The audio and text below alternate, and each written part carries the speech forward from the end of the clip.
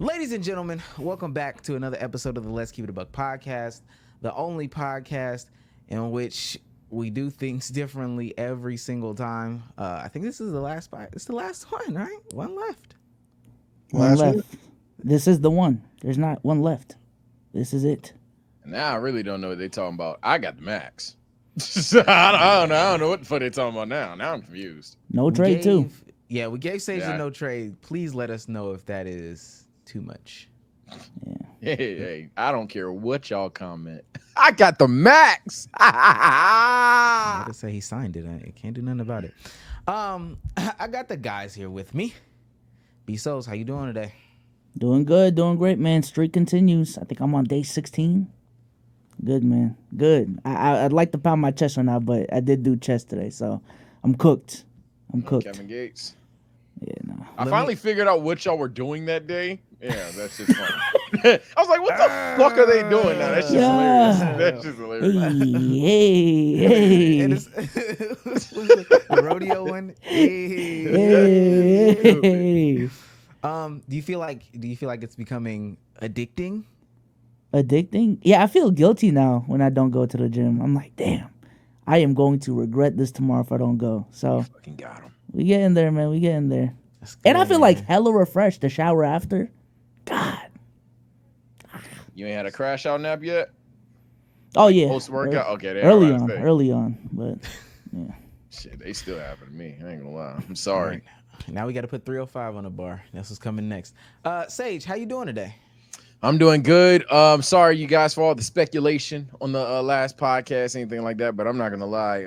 Just had a birthday, man. I'm not gonna lie. People is just for some reason out of nowhere always last minute with me, but then again, I'm a last minute guy myself, so I guess that's who I hang around. But yeah, everybody was just last minute, wanted to hang out, anything like that. Wanted to go ahead and do everybody a favor there because, hey, man, the friends keep me grounded, bro. But I'm back, maxed out, got the NTC. I told them give me what Damo got. I got that, but that's when the conversation started. Now I know I'm permanently LKIAB, man. So hey, if you're pissed, I'm laughing to the bank. I don't know what to tell you. I'm not gonna lie, and this could be totally coincidental. You would have to verify. I follow her on Twitter. They said Imani was in your neck of the woods. Hey man, that's we never talked about that. The man. Imani jokes are fucking hilarious. Let me say so. I have seen the Imani jokes and all that thing. The Imani jokes are hilarious. I personally this same syndrome as Taylor Gang, same syndrome as Joy, all of that stuff. Bro, I don't want to fuck Imani, but like it's funny that way. It's funny that that's the discourse. But I will say this. Hey gang, it was funny. I don't know what to say. She was funny, bro. Hilarious. Yeah, she was hilarious. Yes. I thought I was getting replaced. You hit it off with a lot of what you know. I just want you to make me laugh this pod, man. That's all I want, man. Well, hold on. See, now. I tweeted this. SOLZ knows where I'm going. I don't know if y'all seen it. Now, hey, we gotta keep the same energy now. I wasn't the only one that was doing too much of one thing, not the other. These guys was the nicest people I ever met in my life. Shorty just said casually, yo, my favorite soda, Squirt. Easy. Love going to gas station. Bro, I was trying so hard to hold it in. Going to gas station and getting a good Squirt. Like, what? Yo, you know what's funny? I was looking down in the fucking stage. I see Cruz and Dre turn the camera on. Exactly. No, I'm gonna tell you why you need to stop. When she said that, I knew what Squirt was, so I'm thinking grapefruit soda is disgusting. Nah, I get it. I was thinking the Ayo shit. Nah. I was like, literally look at my cheeks, bro. I'm like, yeah, SOLZ can't even lie. SOLZ was laughing. And Omar refusal. If Damo came out this bitch talking about some Squirt soda, boy, stop. That's different. That's now, when she said the record does matter in the Rookie of the Year race, who gave pushback? Me, actually. We're lying today. Like, subscribe, comment, tell a friend to tell a friend to tell a friend. But without further ado, let's get into the ball, man. Nice. Let's get into the big three. We got, what do we have? That's the big three. Olympic talk? Ball Talk. We've got the networks taking over, of course. Jason Tatum getting some hate in the media again, because apparently people cannot get off of Jason Tatum. And then we've got a little pod activity, another draft. I think you guys are going to like this one. It's about NBA pairings. But we got to do the stat of the day. Olympics is kicked off. It's in full swing. We've had a couple games now. Team USA is out there. I would like to say dominating, but they're not. Stat of the day. The Dream Team competed against 9 NBA players. God damn, my bad. That is compared to the 16 current players in the Olympics. Or not, I'm sorry, not 16. Boo, 16 was way too low. 61 current players that are currently in the Olympics right now. There are 61 active NBA players, not on Team USA, on the other teams in the Olympics right now. Well, you can't credit a team for globalizing the game if it was already global when they globalized the game, you know? So What is he saying? it can't be global. You can't globalize something that's already global, is what I'm saying. So that's why, you know, when the Dream Team played, there was only 9 players in the Olympics. That wasn't on Team USA. Cook. Wait, repeat it one. Never mind. Now they don't want to play semantics. No. I get what you're saying. I don't know if I would have said it there, but I get it.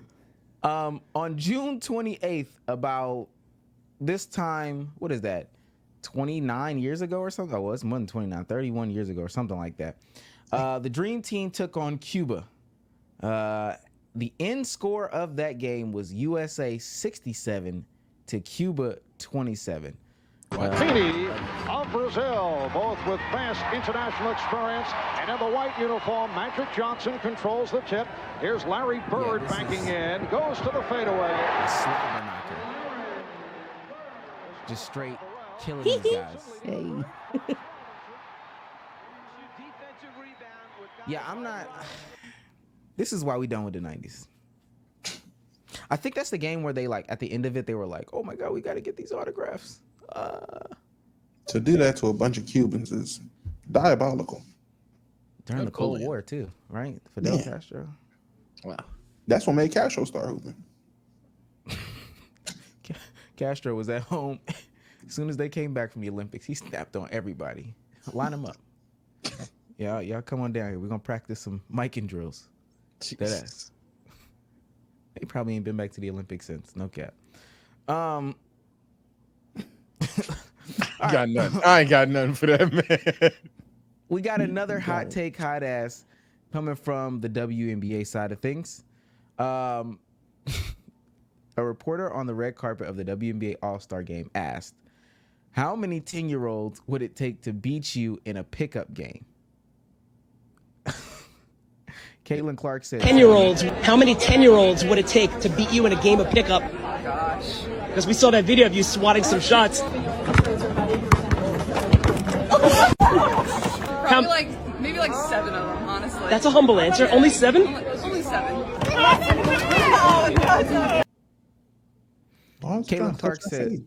Caitlin Clark said 7. Sabrina Ionescu said unlimited. Kelsey Plum said 25.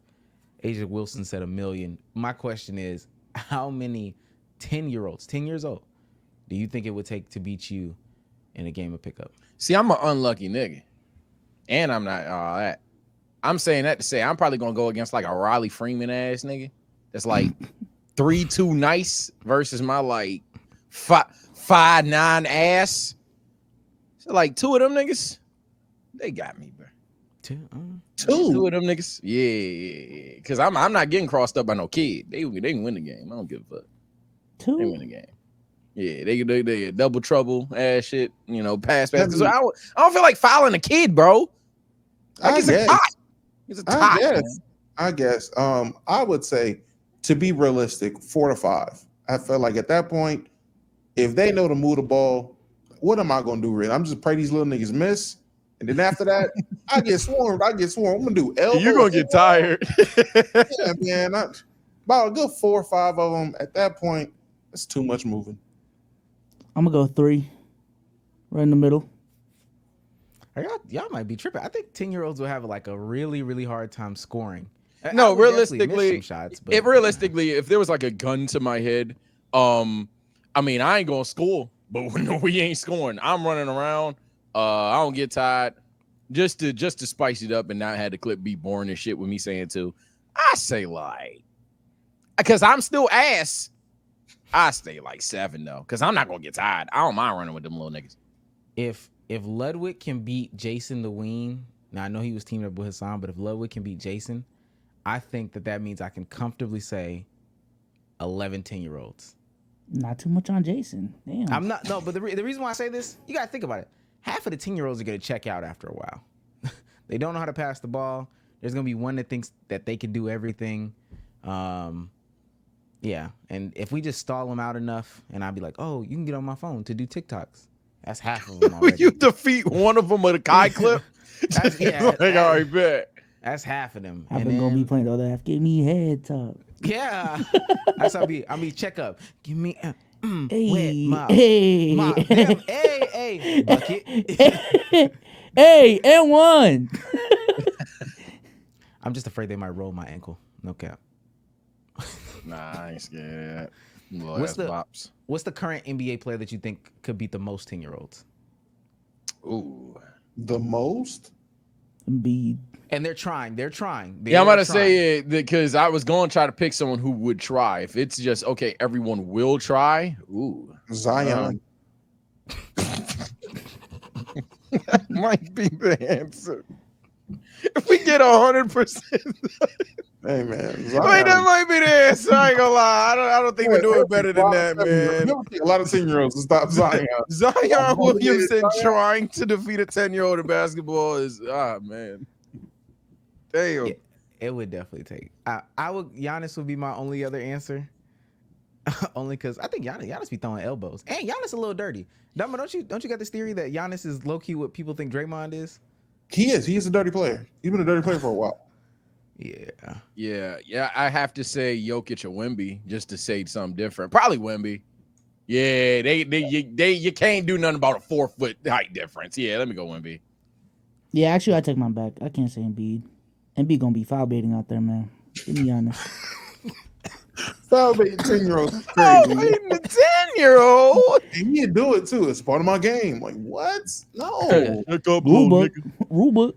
He take one jump shot and fall on 4 of them. Like, come on, bro. Oh my God. You too big for it. Process of elimination. Hell yeah, B. Can you imagine this big ass flopping because some girl put her elbow up? Oh my God. Mr. Embiid fell on me. What's that like Charizard out there? We gotta get Sage to do that. We gotta get Sage to do that because I know he probably make a good team. Okay. Wait, what? It's I missed the end of the last pod, man. Oh shit. It's all right. Last hot take or hot ass. The question on the TO was who has the best PR in the NBA, and for whatever reason, because I swear to God, the whole league just turned on Luka Doncic this offseason. For whatever reason, somebody quote tweeted and flipped that Luka's PR is garbage, and then they followed that up by saying Ant's PR is probably the best in the league. I don't know why they brought Luka into this, but who do y'all think has the best PR in the league? Best. Ooh. It's Tatum. No. No. No. What? It's Ant. It's probably Jokic. I ain't gonna lie. Jokic up there. Yeah. Jalen Brunson up there. Swipe is carrying Jokic PR. I don't. No, because I swear to God, Jokic will have like it'll have like a 20-8 game, and people will act like it's the first 20-8 game of its kind ever, just because he shot like 61% and made 1 pass. I gotta say, man, maybe I'm being born. LeBron's still in that convo, man. Oh. I was gonna say LeBron gotta be in that convo, bro. There's something about no matter what happens, it's easily something that can be flipped on somebody else. Hey, LeBron gotta be in there. I would say for me, I would say Steph has good PR. Jimmy Butler, people don't speak about his PR, but for him to be the way he is in the regular season, to have this perception in the playoffs, Yeah, Jimmy Butler's PR is amazing. I could agree. The way fans pushed him last season. I'll say I ain't gonna lie, it wasn't even last season. It was like the Olympics leading up to last season. Or the FIBA games. Mm-hmm. Yeah, no. Y'all say Shea? I Yeah. think I just heard someone say Shea. Yeah, Yeah. Shea Got actually. real good PR, boy. Yeah, What? wait. Yeah. Shea. Ooh.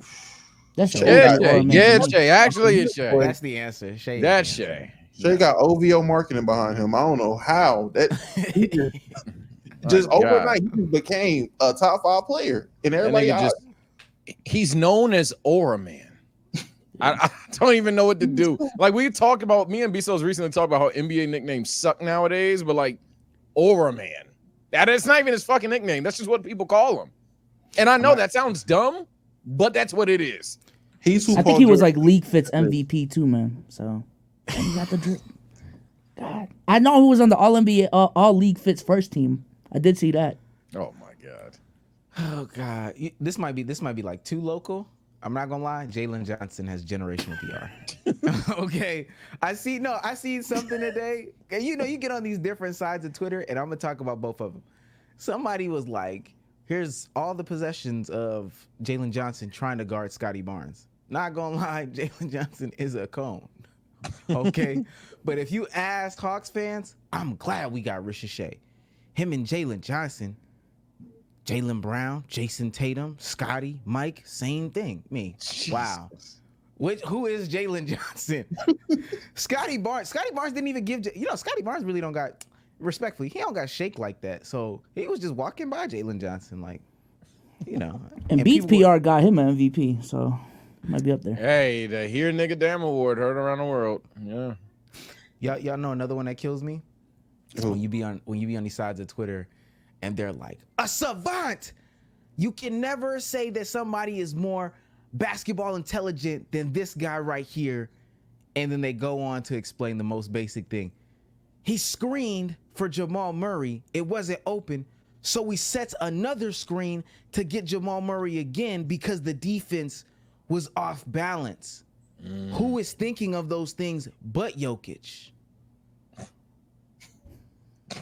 Have y'all ever seen it? Y'all know what I'm talking about? I literally I know seen. you're talking about. I'm not gonna lie to you. Last night, 1 a.m, I'm in bed scrolling through Twitter, and I seen something just like that, but it was for Paulo by fucking Paulo World fucking season.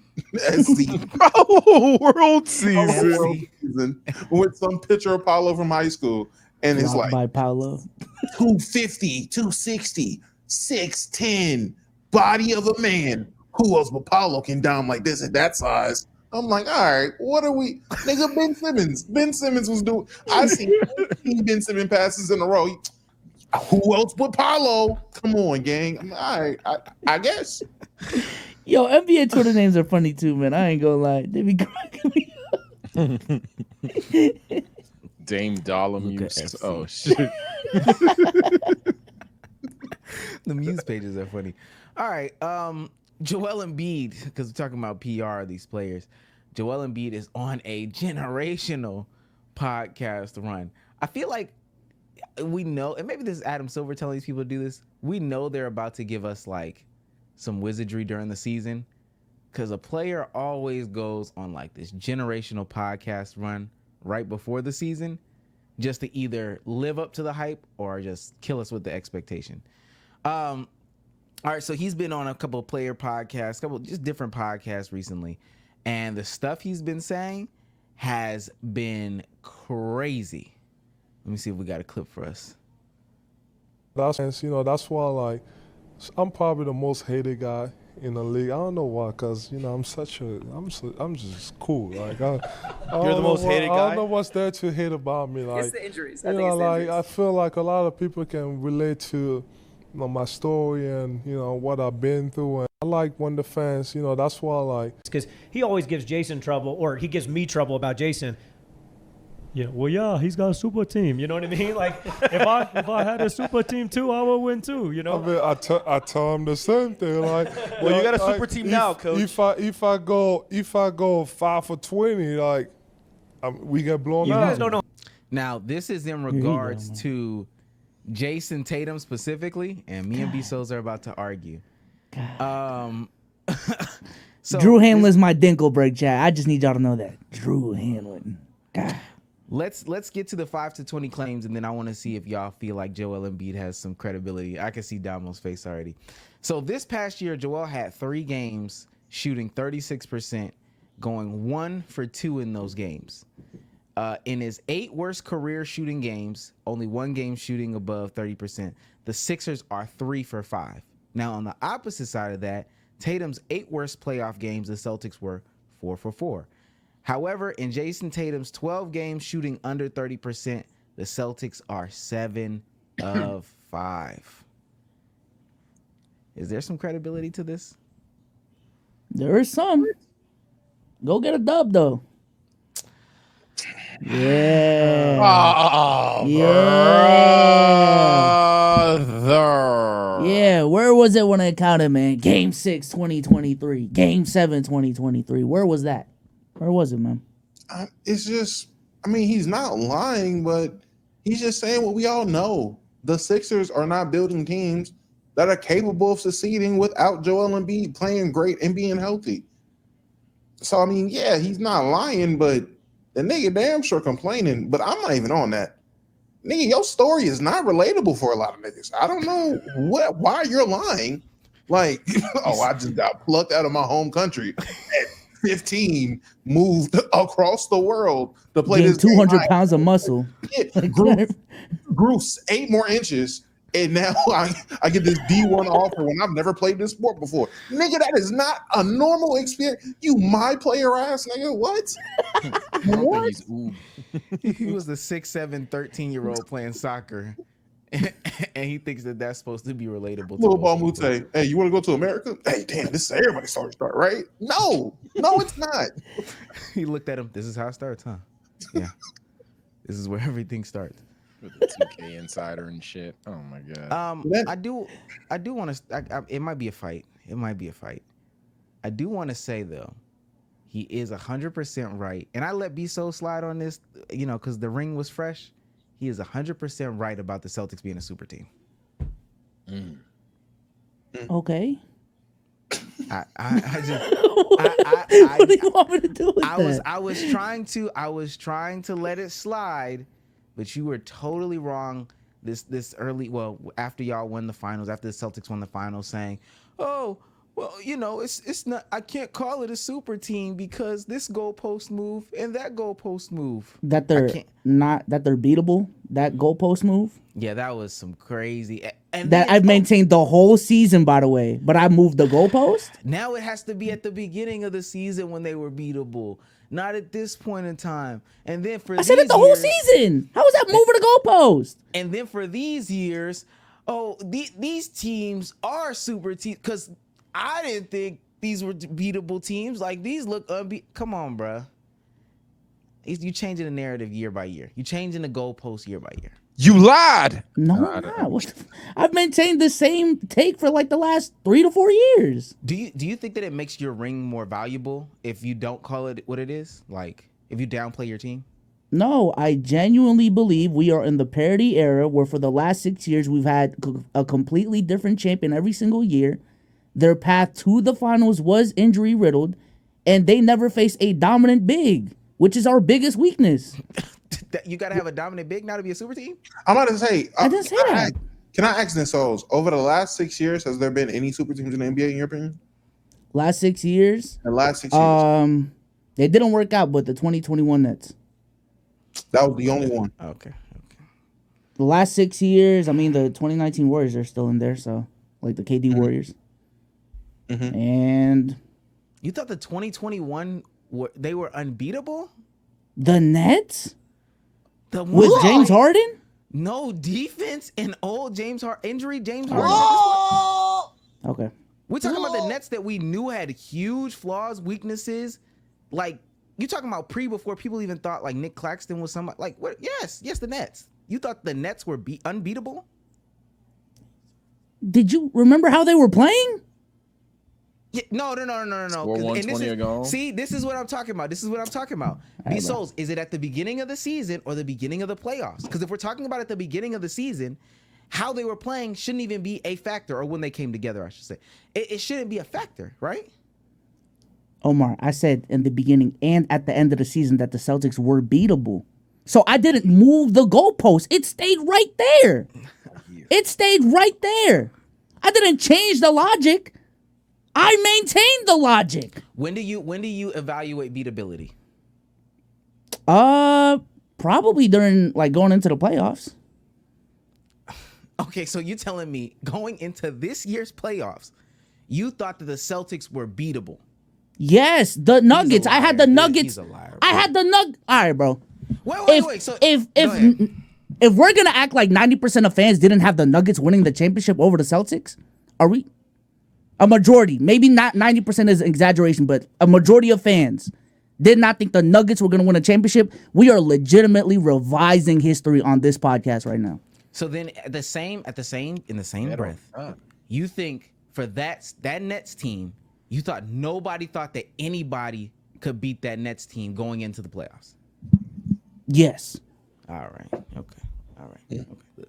Brother, the way people were talking about those that Nets team going into that playoffs and how they were playing specifically, yes.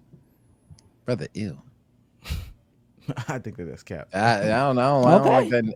I don't like that Nets thing. I'm a Xenoverse player. I love changing timelines, though. So I'll definitely revise history and say, nope, you're lying about the Nuggets thing, even though you're not. Okay. I'll go ahead and say you're lying, even though you're not. But in regards to the Nets, nah. But is Boston a super team to me? Yeah.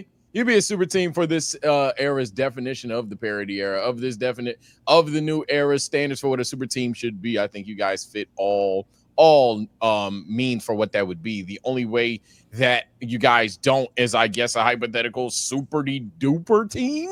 If you guys had, like, I guess, a dominant big down there. But even then, you have Al Horford who's locking up a character like Joel Embiid even. So, I mean, damn. So, yeah, I definitely think you guys apply, at least for this specific season. Mind you, just to my logic, but before you go, Damo, Sage is the same dude that said anyone coming out the West is going to beat them.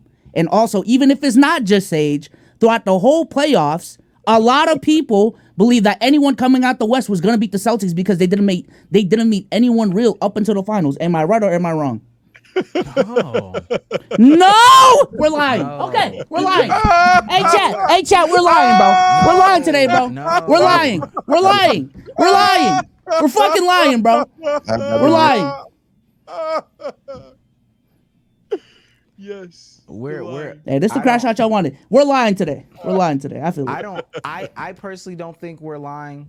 I think a lot of people thought, especially the people that knew how generationally good the Celtics were, they thought that the Celtics were a shoe-in. That whole concept of, whoever comes out there was inexperienced team after inexperienced team after inexperienced team, and especially once the Nuggets got eliminated, a lot of people shifted sides. Please don't bring up what ESPN had to say.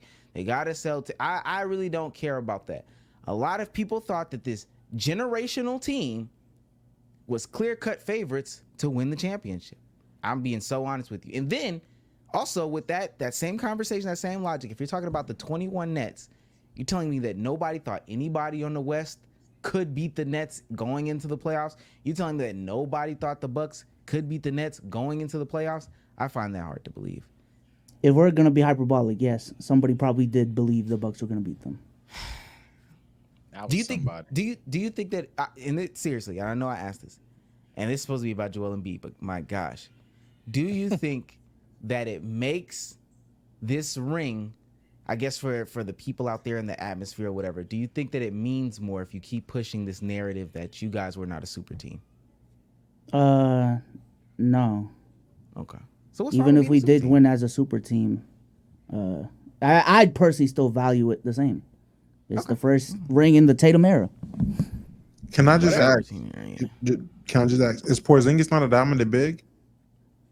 Dominant? Nah. No, well, I was talking about facing another dominant big, not us having a dominant big. Okay. What more would the Boston Celtics need to acquire for them to be considered a super team? I guess that. Tatum got to be more dominant. I ain't gonna lie. Tatum has to be more dominant? Oh Really? my god. Oh my god. Am I not talking to the same people that say he played like shit during the playoffs? What the fuck? He played like shit because he didn't play like shit during the playoffs. He just did not play like a player that people are prepared to say is top 5, top 3. He didn't have a dominating performance. I give you that. But I don't think what's holding y'all back from being a super team is Tatum's dominance. That's the only thing I can hear argument for is depth. But even then, I think y'all are a super team. But we have total different definitions of what super teams are. We've had that conversation. I'm the best instigator alive. Tatum has to play better than 27, 8, and 5, chat. So now we're not bringing in efficiency. Bet, say less. 47% from the field and 30. I'm talking about the playoffs. Obviously, I'm talking about the playoffs. Evaluated at the beginning of the playoffs. That's what you said. What is it, B-Souls? That's what I'm saying. What is it? Where does the goalpost stop? Did he not just say that? Am I tripping when he just said, I evaluated at the beginning of the season, then beginning of the playoffs? Okay, cool. Now we're talking about his play in the playoffs. What is it? Oh my God, bro. B-Souls? I mean, that is a good question. What is it? That's it. He just moved it. He just moved What it. is it? That goalpost is not sitting in the middle where it was The before. goalpost a little out. It's hurt my back, but goddamn it, the goalpost can't keep bending like this, Benjamin. What are you gonna do? All right. I will rephrase it, I guess. If Tatum goes crazy in the regular season, going into the playoffs, and this team wins 60 to 65 games and isn't injured, is healthy, I will say they're a super team. And I'm talking about actually being in the MVP conversation. So that's the not no top 5 finish. What does that mean? We know what that means. Why the fuck are we playing dumb right now, bro? Why the fuck are we playing dumb right now? No, bro. Actually being in the MVP conversation, you know what that means, bro. You know what that means. Ain't nobody playing by hard. DeMontis Sabonis finished 7th in MVP voting. I guess he was in it. All right, But you bro. said top 5 isn't in the conversation. Is that what you're trying to say? No. Oh What do my. you, all right. I feel. Who was 5th in 2016? Exactly. Exactly. I don't know. So Exactly. Exactly. That's nasty. DeMar? Exactly. Yo, B-Souls is so nasty. Let me pull out a random year. What did Jason Tatum finish this year? What was his what did he finish in MVP? Well, I know Like why 6. he was argued, because he was on that super team. Oh, he was 6. He was right outside of 5, guys. Right outside of 5. You're right. Okay, cool. Let's keep it going. That wasn't even supposed to be anything like that. Well, I mean, I guess so. We're on the vein of Jason Tatum. Carmelo Anthony had some choice words about Jason Tatum, and it was about his aura and why people don't get respect or don't respect him. And maybe this is why he has some non-top X, Y, and Z finishes. Carmelo Anthony's words go as quote, and we got a clip after this. Carmelo Anthony on why people don't see Jason Tatum as the next face of the NBA. The reason why we put Anthony Edwards there is because of his aura. If JT had that aura, it's over with. Maybe that's what him. Oh, Dumbo, you disagree? Anthony is not wrong, ladies and gentlemen, because when we look at Jason Tatum is an absolute stud and a superstar in this league, a 27-point per game scorer, a champion now. The brother's big time. He's special. But here's what Carmelo Anthony is alluding to, even if he didn't completely articulate it. He's right. And here's where it comes from. You have certain guys that they're just about their business. Grab my lunch pail, show up to work, handle my business, do my job.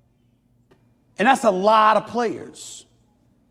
But then you have special dudes that you can tell gravitate to being the marquee. They want to be the marquee. They want to be the people you're looking at. They want to be the headline. They want to steal the show. They want the attention. They want the allure, the acclaim, and all that comes with it. This is what they want. That was D. Wade.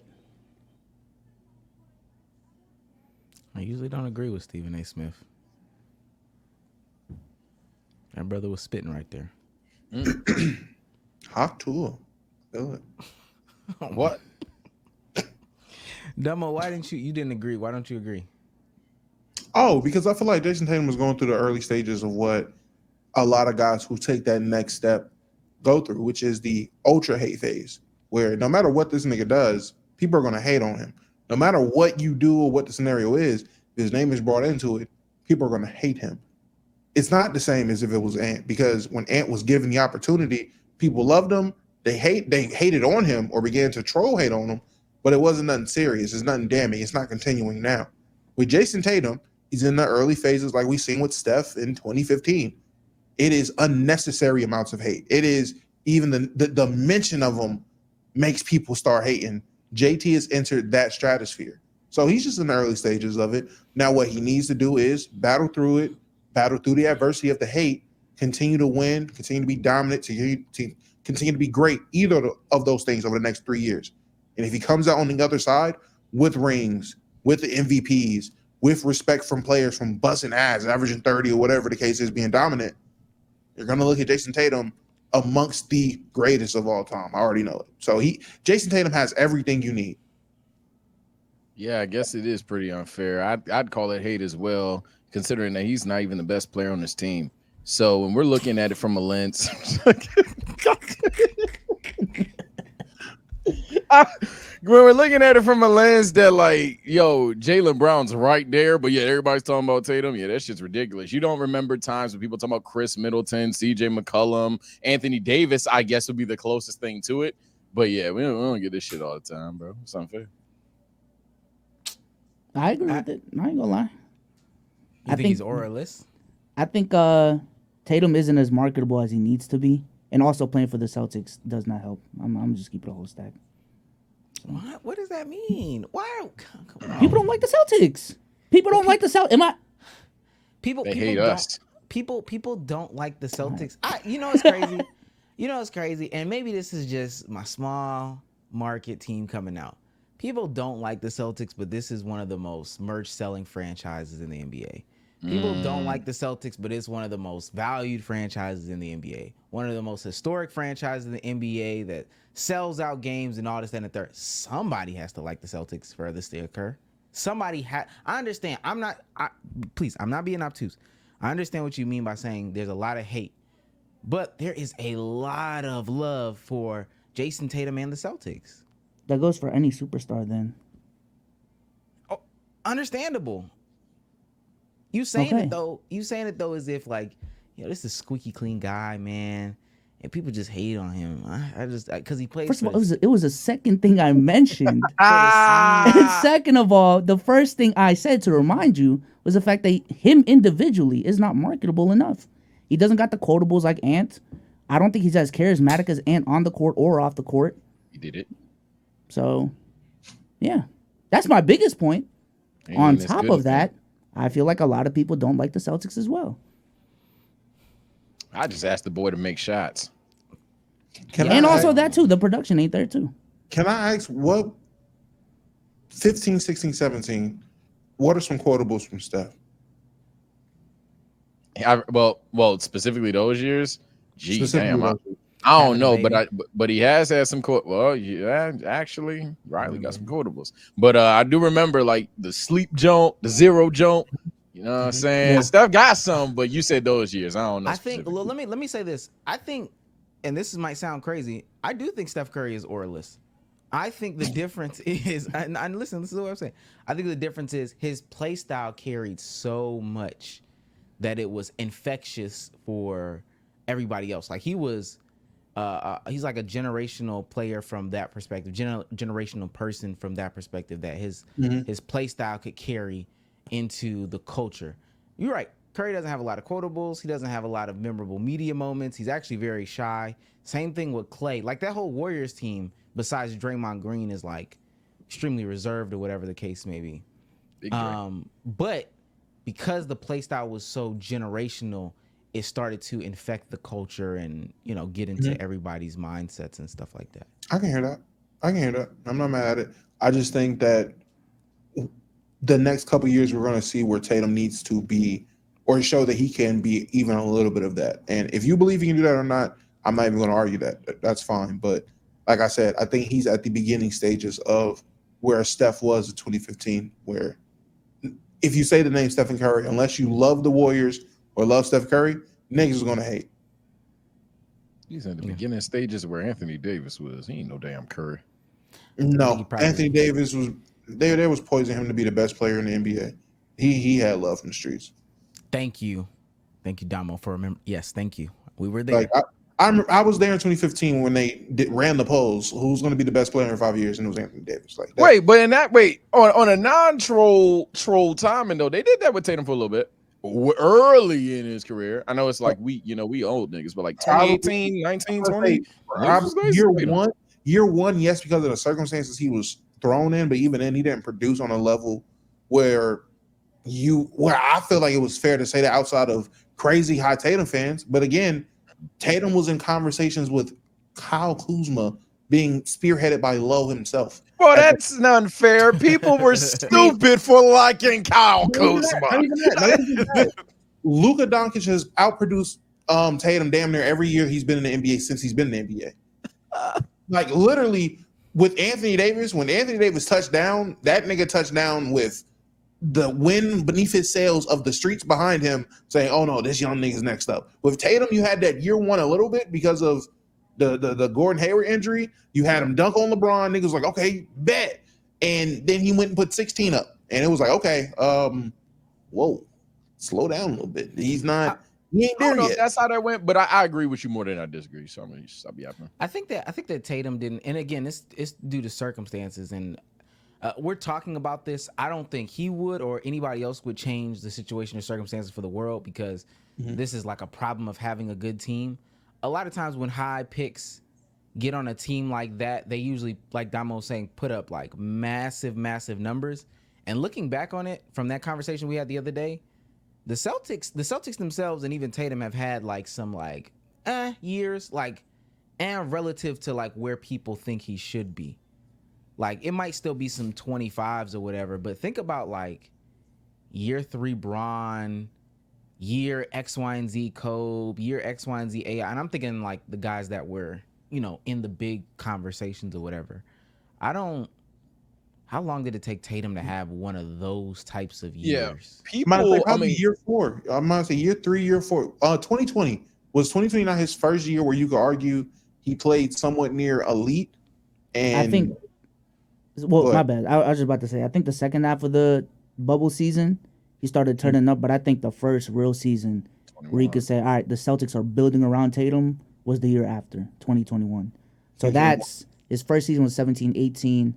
18, 19, 19, 20. So 4 years? Yeah, year 4. Year 4.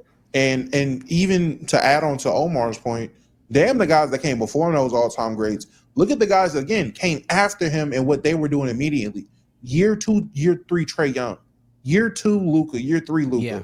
Year 3, Ja Morant. Year 2 or year 3, Zion being an all-star. So it wasn't even just the all-time great players. It was the guys that either had the hype going in or snatched the hype, and they were like, okay, they're starting to click a lot faster, and these guys were producing wins, getting to the playoffs, getting good runs. It wasn't just, I don't want to give a bad name, but a high pick on a bad team putting up good numbers. It wasn't LaMelo Ball. It was legit. These guys were turning these teams around, and then you had Jason Tatum, who it took him to, like So said, year 4. I agree there, but what I will say for sure is we gonna have to make sure we include every bit of this context here, though, because it's weird. Everyone kind of wanted it to be Tatum, though, and I know that sounds crazy in 2024, but y'all got to remember the 5 straight years of will Tatum take the leap? Like for 5 straight years, people talking about, oh yeah, if Tatum takes his leap, bro, oh yeah, he's gonna be the guy. Tatum could be the American player. Woo woo bang bang. So it was weird. There was a market and even a somewhat demand for Jason Tatum to be this guy, and then it just sucks. But I don't. Correct me if I'm wrong. I think the whole American face of the league thing honestly only started these last 2 seasons. Yeah. When if anything, really just this season. When Giannis won, it was a question mark because when Giannis won, they were like, "Damn!" Now I think about it, Giannis is good, Jokic is good, and Embiid is good. Oh shit! And then when Jokic won, it really railed home because people like racist and xenophobic. So when it got to a point to where if you said that out of the top 5 players in NBA, 4 of them are probably foreign, then it became we need an American face of the league. And then you would think about the best American players in that age range of 26 to 23. And then when it fell down to being Tatum, Ant, Ja, then Zion had Mariah Mills thing, so niggas forgot about Zion. He's a freak. He drinks soda in the bathroom. Couldn't be Zion. Then it kind of defaulted to Tatum because he got the furthest and ended up winning a ring. And Tatum and Ant because they got the furthest. Yeah. While we're here at this brief interjection, Sage, you can only draft video game. Was it video game characters? I think it was video game characters. You can only draft video game characters. Give me your starting 5 using video game characters. Ooh. No anime video games, by the way. Yeah, I know. I ain't going to cheat y'all, man. All right. Wow, I'm glad you acknowledged that. Thank you. Oh yeah, anime's cheating. That is cheating. Yeah. Anime's cheating. Anime's cheating. For 1000%. Woo! Okay, exclusive exclusive video game characters. I bet. So I need somebody who's hacks. Somebody who's first things. Give me what's buddy name? Shit. What's the boy guy? Kratos. Give me Kratos all day, every day. I need somebody that's gonna be physical. You ain't fucking with Kratos. Next. What games have I played in my ye old day? I need somebody that why does dumb shit come to my mind, bro? Chat, don't think about taking. This is just a fresh team. So he can taking people cool. Yeah. Bet. Oh shit, I ain't gonna lie. Does Sonic count? Yeah. Sonic count. Oh yeah.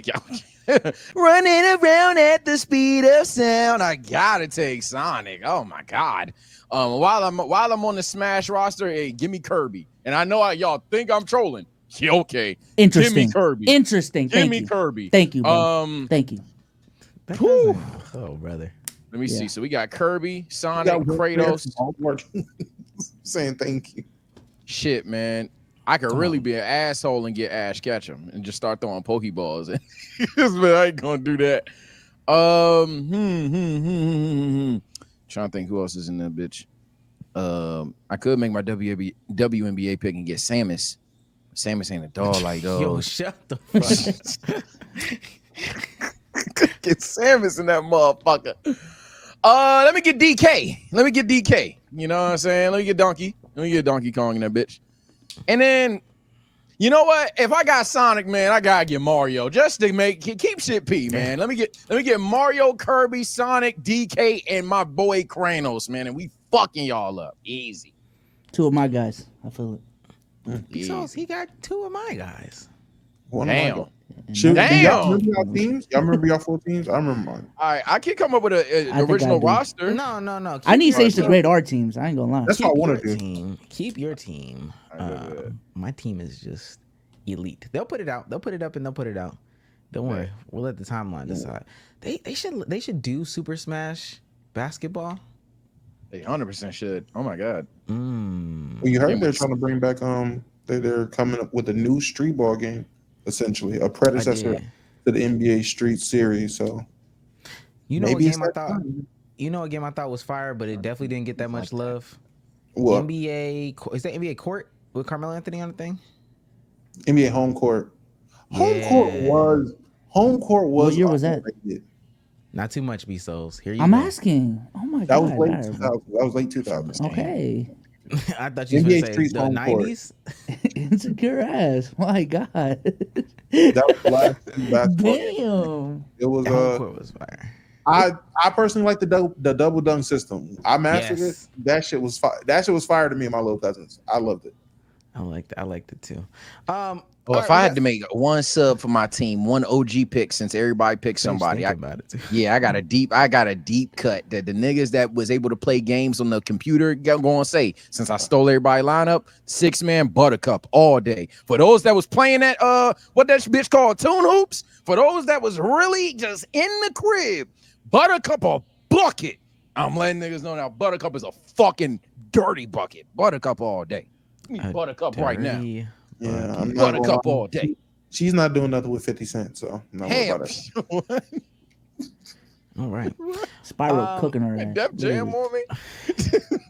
No, that's Bezos- D-Mob. D-Mob, the point guard. Sorry. Bezos literally has How to Train Your Dragon as his roster. Facts. Come on, bro. Oh my god. Charizard and Spyro, bruh. W Oh, what the spacing. hell? W spacing. Charizard Lane can't do never nothing but clogged up. dunk. With a bad wingspan. You gotta go Pikachu at that point. Pikachu got Iron Tail. See, I'm about to nerd it up. But See, hey, Charizard man. got Iron Tail. Charizard, No, the fuck he don't. Charizard literally has nothing He got a but tail. forearms. He has forearms. He has forearms, gang. He has no bicep, none of that. He just has forearms attached The to fuck his does shoulders. Pikachu got? All right. Thunderbolt. The NBA got a new TV deal out there, and a lot of people like it. A lot of people don't like it. A lot of people don't like it. All right, the NBA media world is in shambles after many conflicting reports released about the NBA's home next year, with the first report having Amazon/NBC taking the rights, then TNT claiming that they matched their offer and will be taking legal action. Guess that means they were like restricted free agents. I don't know. Stephen A. Smith blames TNT for letting it even get there. Do you think people are making such a big deal out of it? I want to hear what Stephen A. Smith has to say about TNT dropping the ball.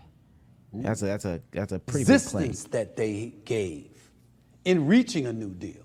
Matter of fact, according to my sources, guess what? Adam Silver, the commissioner, talked to the honchos at Warner Brothers Discovery Oh, before our deal was agreed upon weeks ago. Basically letting them know, hey, you need to match. Here's where we are. And there was a bunch of hemming and hawing. See, that's why Barkley's been going off. Because he knew and still knows it never had to come to this.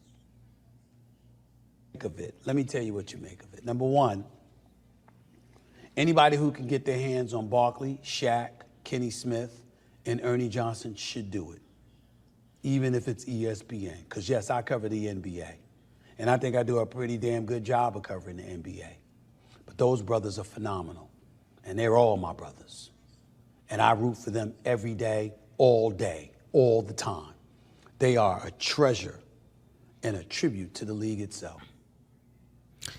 now apparently there's some credibility to what Stephen A. Smith said. A lot of credibility. One, there is some legal action being quote unquote taken against them, and I'll read, their statements or whatever the case may be, in a minute. But ESPN has been reported as to going after the Inside the NBA crew, all of them. So I know Chuck said he'll be a free agent and retiring and all that other stuff like that, but he apparently ESPN is going after all of them. I know Bezos has a lot of thoughts on the NBA media and what's going on right now. You think TNT dropped the ball here? I think so, in my opinion. If what Stephen A. Smith is saying is true, I just feel like they thought they just had it in the bag when there's clear competition out there. Now I do believe like TNT is still relevant in other sports as well, but I don't know. I think my focus is just like what are the different things that Amazon is going to bring to the table, as opposed to like what could have happened if TNT stayed. Because I feel like if TNT stayed, at least as a viewer, as a consumer, I don't think much would have changed, to be honest with you. But with Amazon being in the fold, for better or for worse, I do think some big changes are coming though. So big changes are definitely on the way. As a part-time WWE fan, I know you're gonna ask how that's relevant, but like when the production got changed over there, people thought it was just like the most microscopic shit, and the next thing you know, the product just looks way different camera angles, different presentation, announcers, all this shit like that. So like I'm telling you, hot take, I guess, which it shouldn't be hot. Production is going to be significantly different. It's going to present it different. It's not going to feel as nostalgic, but over time, you're going to be like, oh, this shit kind of fire. And or ass. Being said, for me, was it a fumble? The basketball fan in me, the person that only turns on TNT post game or during the game to watch Inside the NBA is going to say yeah, because I don't know what the fuck they can refill that slot with, whether it's a new up-and-coming NBA show or just an entirely different sports show, or hell, I mean, fuck, you gonna buy a reality show? I don't know, but I mean, reality is TV in a business like TNT probably is something that like you can halt the wheel, but the wheel's gonna keep turning. So I think over time it probably isn't gonna hurt them too badly. But initially, yeah, for sure. I got a question for Damo. But first, bring your mic closer. Bring your mic closer. I really want to hear what you got to say about this one. Really got to hear what you got to say about this one. I have an idea. I have a theory, but I have to hear your response first. Do you think it's a good idea for them to bring on Shaq, Chuck, Ernie, and Kenny to ESPN? Not all of them, no. Oh. I think Ernie would be great on ESPN. I think Kenny would be great on ESPN. I don't think Shaq and Chuck should do ESPN. What about ESPN specific? Is there something specific about ESPN? Or the way Shaq and I already have an issue with how Shaq analyzes the game, which is the nigga is too busy to watch the actual games going on. I just don't like their formula, which it's all the sports shows for real, for real. A lot of these guys aren't really watching the games. But with Shaq and Chuck specifically, just the stuff they've been getting off over the years, I'm over it and kind of done with it. So it's more of a personal preference thing to me. I think they can just do their own thing to get that type of stuff off and press their agendas and not have to worry about having your suit buttoned up to get these dumbass takes off versus just boot up the Shaq podcast and talk about how every center sucks compared to you. Or Charles Barkley start up the Barkley pod to call San Antonio women fat. Like, I don't know. But going to ESPN to do it, I just feel like it'll cause too many problems. I 1000% agree, and that's why I wanted to ask you. I honestly think he's too marketable. He's too brand friendly. He's all this, that, and the third. I think Shaq wants to be Gilbert Arenas. So bad. I think Shaq would blend so well with the on Gil's Arena. I think that is who his true personality is, et cetera, et cetera.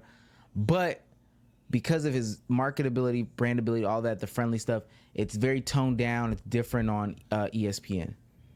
Mm-hmm. Now, my counter, take off, because they also earn the most money. Out of those four, I would think that Shaq and Charles Barkley, and also there's a conversation about Charles Barkley being low-key on the Gil's Arena side too.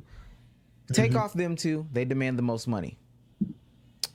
Deal or no deal, you get Ernie, you get Kenny. We also bring in Skip Bayless. Deal or no deal? That show ain't hitting. Is that its own show? That's all I'm asking. No. Not its own show. ESPN has X amount of dollars to spend. Shaq and Chuck are gonna demand 75% of the money. I'm being so honest with you. They're gonna demand like 75% of the money. Okay. You cut that out. You get Skip Bayless back on First Take. You can get Kenny. You can get Ernie. And you can get some of these other players. You know, Doc Rivers may or may not be with the Bucks midway through the season. You got yourself a new inside the NBA. They already said they're not working with Skip. You know what's funny? You know what's funny, B-Souls? Why is it that Stephen A. isn't vouching for Skip Bayless right now? Nobody's talking about that. I seen what he said. Why is he not?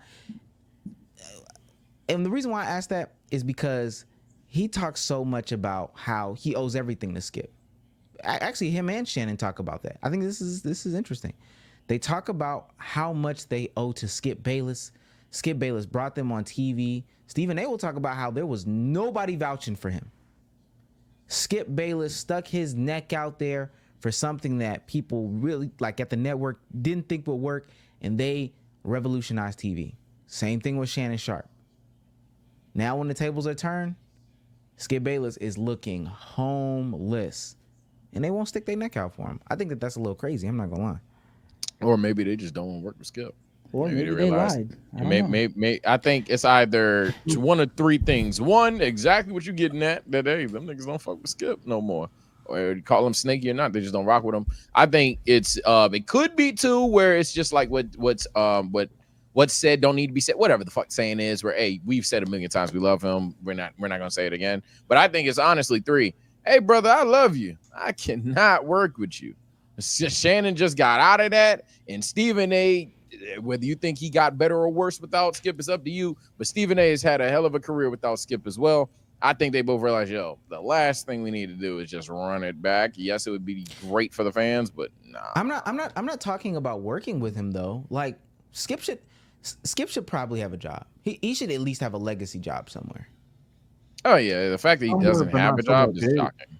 Yeah. He should have a legacy job somewhere where like Jason Whitlock is on some sports network that no one's ever heard of. They're capitalizing off of the fact that he's there and he needs a job.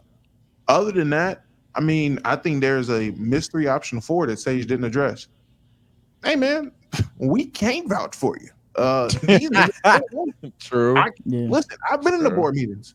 We took the votes. It was 10-2. The 2 hands was me and Shannon. We lost.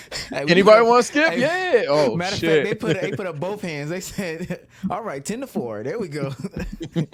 Yeah, I mean, I hate that. That's though. a good one. Fair enough. Yeah. He did it to himself. He did it to himself. So I don't think Skip got enough pull too to be a valuable asset for ESPN. I don't know.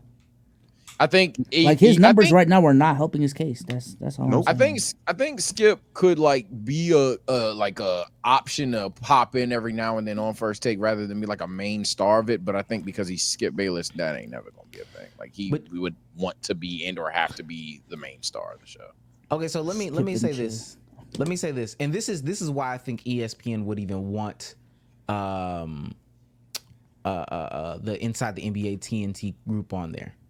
First of all, great show, fantastic show. I think they dropped the ball. Another thing that's not talked about is ESPN is Disney now, and some of the stuff that Shaq and them were getting off is not Disney appropriate. So I don't even think that pairing would really necessarily work. But if we can agree, ESPN is really First Take. I know they have Get Up.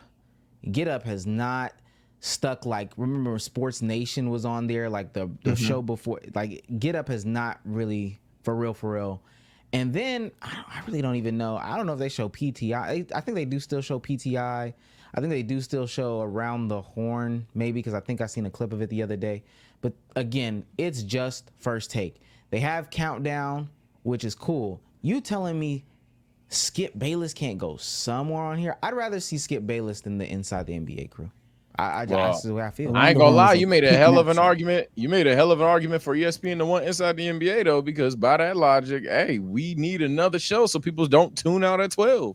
Inside the NBA at 8 p.m. or whatever fuck. That sounds like the cash grab to me. I ain't gonna lie. But at that point, if you want to bring on Inside the NBA, then literally you're cutting every show that's not First Take and Pat McAfee. And that's literally where all your money is going. Oh shit! Yeah, you did Inside forget the NBA, Pat McAfee, and the First Take. And if you want to turn ESPN into sports MTV, where you're about to be rehashing 79-hour marathons of ridiculousness, like I guess, like all right, there's only that's all they want. That's all they want. I'm actually gonna say hell yeah, that's all they want. Cartoon Network did that shit. I know it's a completely irrelevant network, but. No, that's not irrelevant. What you're saying is true. They just started. Teen Titans Go was. Thank you. Teen Titans Go from 11 a.m. to 8 p.m. All right, Gumball did drop. All right, now we back on the TTG. Like that's all they want. Apparently, Nickelodeon did it with SpongeBob as well. And then I don't think Disney. I like looked at Disney's programming. I went on the TV Guide and went across, and I was like, this looks about the same too. So networks are doing that, and I guess there may be an argument of Get Up, First Take, Pat McAfee, Sports Center, over and over again. Maybe a story here and there, and then boom, Inside the NBA crew, and we're gonna be working y'all. Y'all got before the early game, before the East Coast game, all the way into the late night, and then we Scott Van Pelt at like 1-2:30 in the morning, and we just gonna rinse and repeat. Y'all think Skip even wants a job at this point? Yeah. I checked his age. I forgot. I think he's like 78, I feel like Skip's bro. the guy that just get bored though. Like I understand he's old, but I feel like he'd get bored. Like I understand he had that quote of, "All right, I'm putting my career over my girlfriend." Well, at that time, told Ernestine, like, "Yo, I'm putting my career over everything." But I feel like with the career that he's had, unless money is really short for him, I mean, No shame in retiring now at this point, man. I ain't gonna lie. 72. Chat's at 72. Not even retiring. I just feel like he's at a point now to where he's grown past it, or the game's grown past him. If he wants to do something, I genuinely think we're gonna see a Skip Bayless podcast, or you're gonna see Skip Bayless on the fucking Volume Network on YouTube or some shit. Like he's gonna go do something like that. I don't think he's not messing with mainstream media TV no more. He's too deep in the game, and the game's past him. Like I said. I will say, and this is the way that they're saying it'll break down. I got two things. They're saying it's about to be on a lot of different networks. They said like Monday the games could be on Peacock, Tuesday NBC, Wednesday ESPN, Thursday Amazon, Friday ESPN/Amazon, Saturday ESPN/Amazon, and then Sunday NBC/Amazon. And I think a lot of people have issue with it being streamed everywhere else, but I have been looking at some of the stuff that was talking about the difference between NBC and ESPN when ESPN took over after NBC had it in the 90s. I'm excited for the potential storytelling and, you know, relationship building that could potentially go on these other networks. I'm excited for that. Yeah. Let's go back to cable, man. I ain't gonna lie. I'm tired of this shit. You say that, and then you scroll. Give me one payment, bro. And you scroll through channel 287. Like, bro, I have not found a channel I like. Why am I paying $85 for 279 channels I don't watch? And then you're gonna be there's a reason that people started Roku's and shit, my boy. Yeah.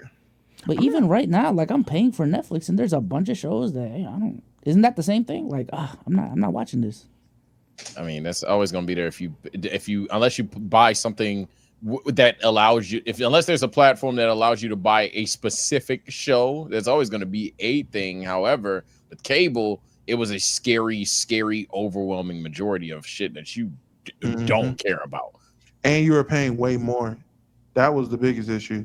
You were paying a lot of money for a bunch of shit you didn't need when realistically, yeah, you're paying for Netflix, and Netflix did raise their prices, but Netflix itself, $8.99, $12.99, whatever it is, compared to paying $60, $70, $80 for cable.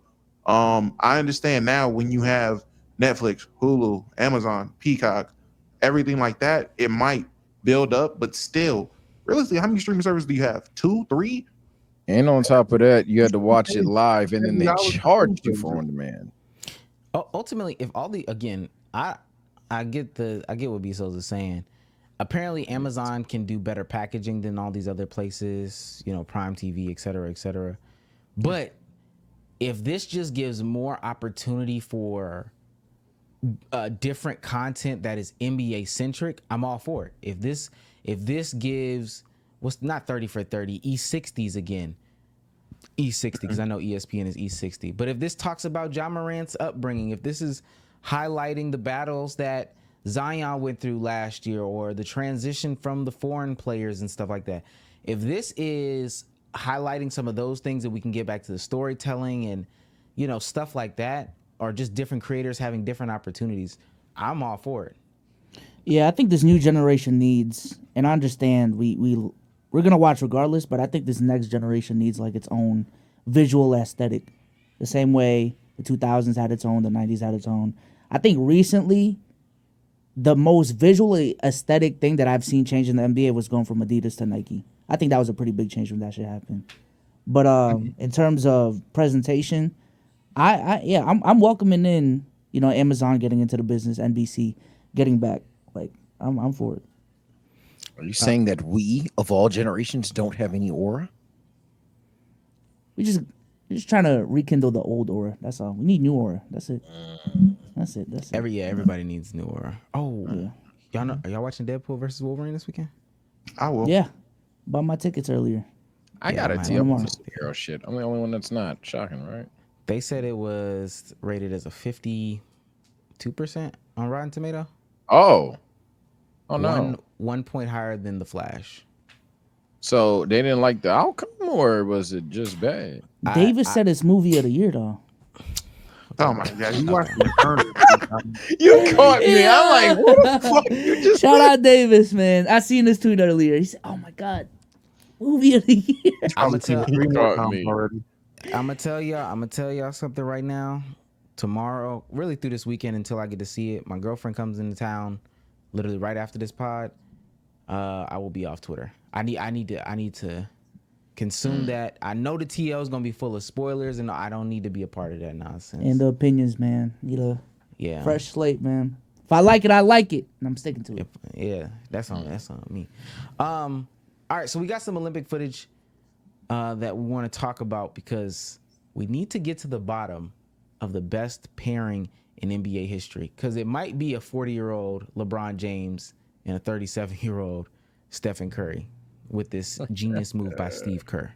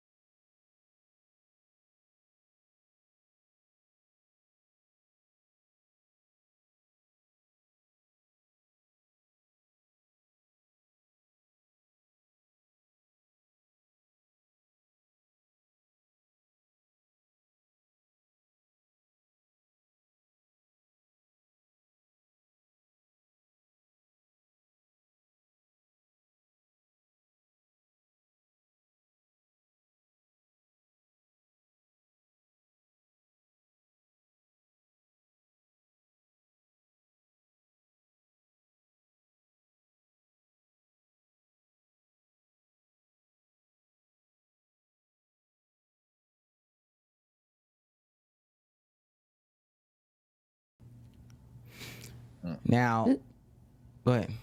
I was about to say, this is a quick side note, man. But it's moments like this where I just wish every time we did a draft, the chat wasn't so like two-way merchants, bro.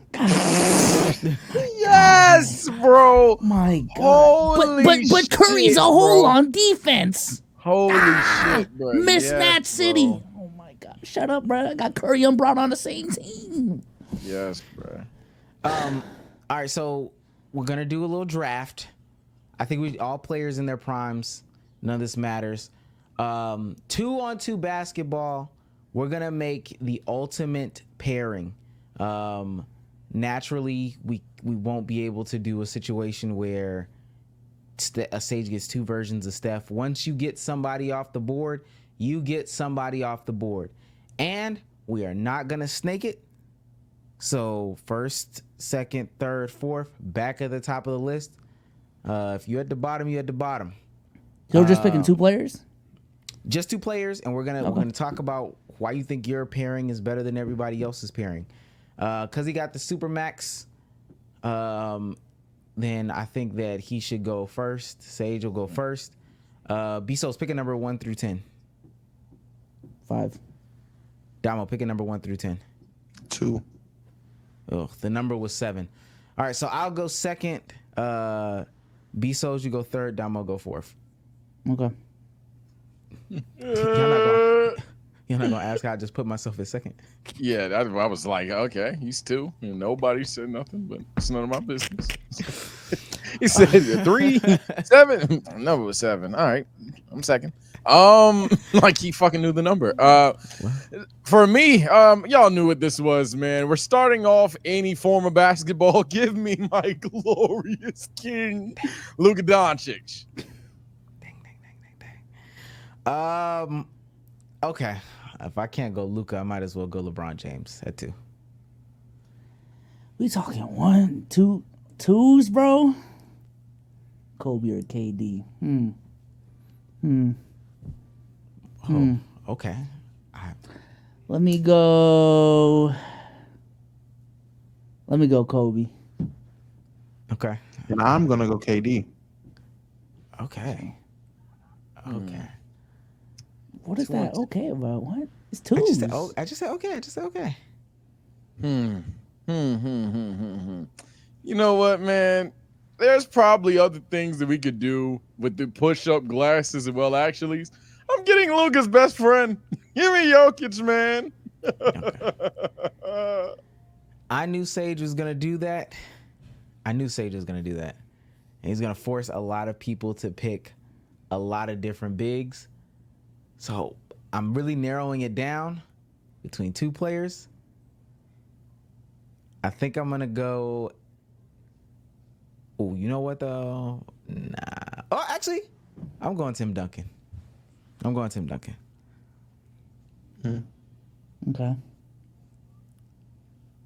Oh, I'm next. Mm-hmm. So you got LeBron, Tim Duncan. Yep. Sage got Luka, Jokic. Mm-hmm. Definitely got to go big here. I'm thinking between Hakeem and KG, Shaq in there as well. Kobe versus, you said Tim. Let me get Hakeem, man. Oh, okay. And I will take KG. Okay. That one seems good. All right, starting in reverse order. Damo, explain why your team is the best team, your pairing is the best pairing. I feel like they work seamless off of each other. Defensively, Kevin Garnett can handle genuinely majority of the bigs on this list. He can give a defensive effort. It's just not going to be a walk in the park for anybody's bigs. Not going to stop anybody. But in terms of giving that work, he's definitely doing that with every big on the list.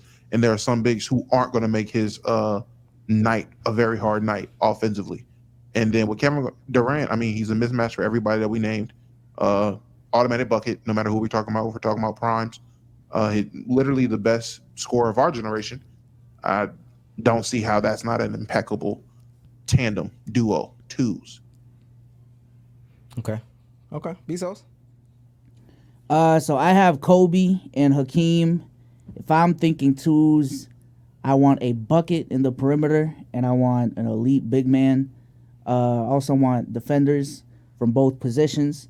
And you got one of the greatest bucket getters in NBA history in Kobe, revered as arguably the greatest one-on-one player of all time. And he's going to have a lot of opportunities to go 1v1 and twos. And then if you need to dump it off in the post, I mean, does it get any better than Hakeem? I don't know. He can space the floor out a little bit too. Elite shot blocker.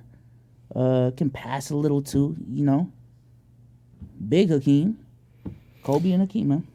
Yeah, Bezos asking, does it get much better than Hakeem? Yeah, my team. I got Tim Duncan.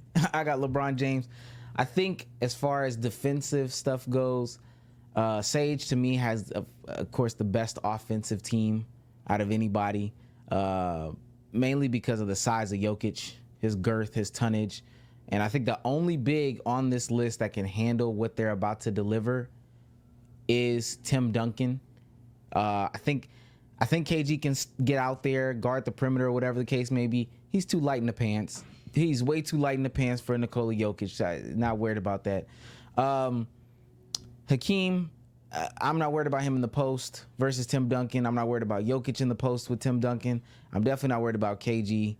KG might be his best matchup, but I'm definitely not worried about him. And then I think on the perimeter, I mean, let's LeBron James. 6'8", 280, chiseled. Yo, boing. Oh my God. Oh my God. Whoa, Jesus. Can I finish? I didn't interrupt y'all. I did not interrupt Omar doing y'all. too much chat. 6'8", 280, chiseled, man-child from birth. You understand what I'm saying? There's no switch on this list that I'm worried about. And in the pick and roll, I mean, besides Duncan not being like the greatest lob threat, that's why I thought about getting Anthony Davis. But as soon as Sage said Jokic, I knew what I had to do. Great passer from both positions, and then we got somebody that can actually close games. So not worried about when those buttholes get tight. Chat, I just want to remind y'all, if you look at LeBron's finals record against Kevin Durant, you will see that Kevin Durant has always given him 30, no matter the context of the finals. Ooh. Early Kevin Durant gave him 30. Prime Kevin Durant gave him 30. Ooh. So who got wins? 6'8". LeBron called Kobe the best in the world too. So 6'8", chiseled, 260, and still getting scored on by the Slim Reaper. Who got wins? Kevin Durant has more wins against LeBron than he has against him. Yeah, on a super team. He ain't got Steph to save now him that today. matters. He ain't You got just Steph said to who save. got more wins. He don't got Steph to save him Goalpost. today. How many Finals MVPs did Steph win with Kevin Durant? But we can't act as if LeBron James can't guard Kevin Durant, and we damn sure not about to act like Kevin Durant can guard LeBron James. He's too light. Well, in the no, pants, that wasn't my point. You were talking about how great of a defensive tandem you had, how those guys work defensively. You're not worried about anything.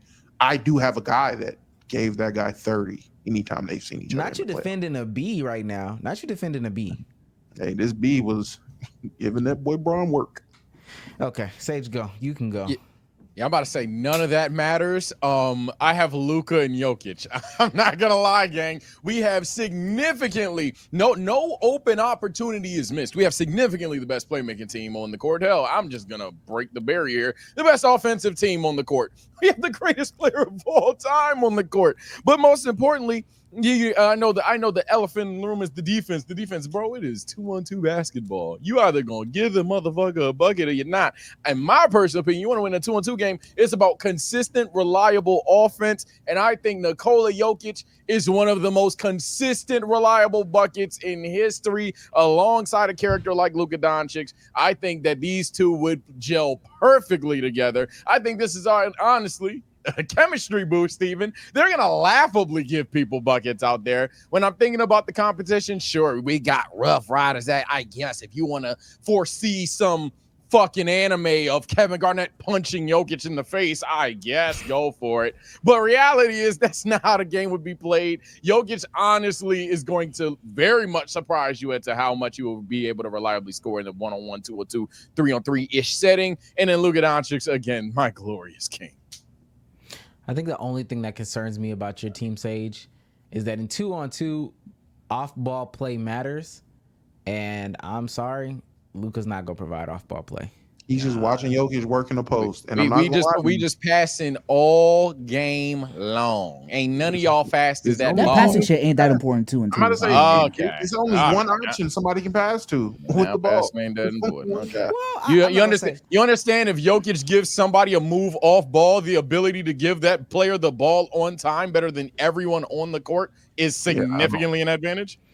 You know what? And that works with a team if they had a big who's uncoordinated and couldn't stop his plubby ass from doing some all ball. Jokic is bigger than Kevin Garnett. When Kevin Garnett sits on it, steps back and like go ahead and shoot that weak ass jumper you just showed in the playoffs, shooting like Kenneth Fareed. I mean, damn. Okay.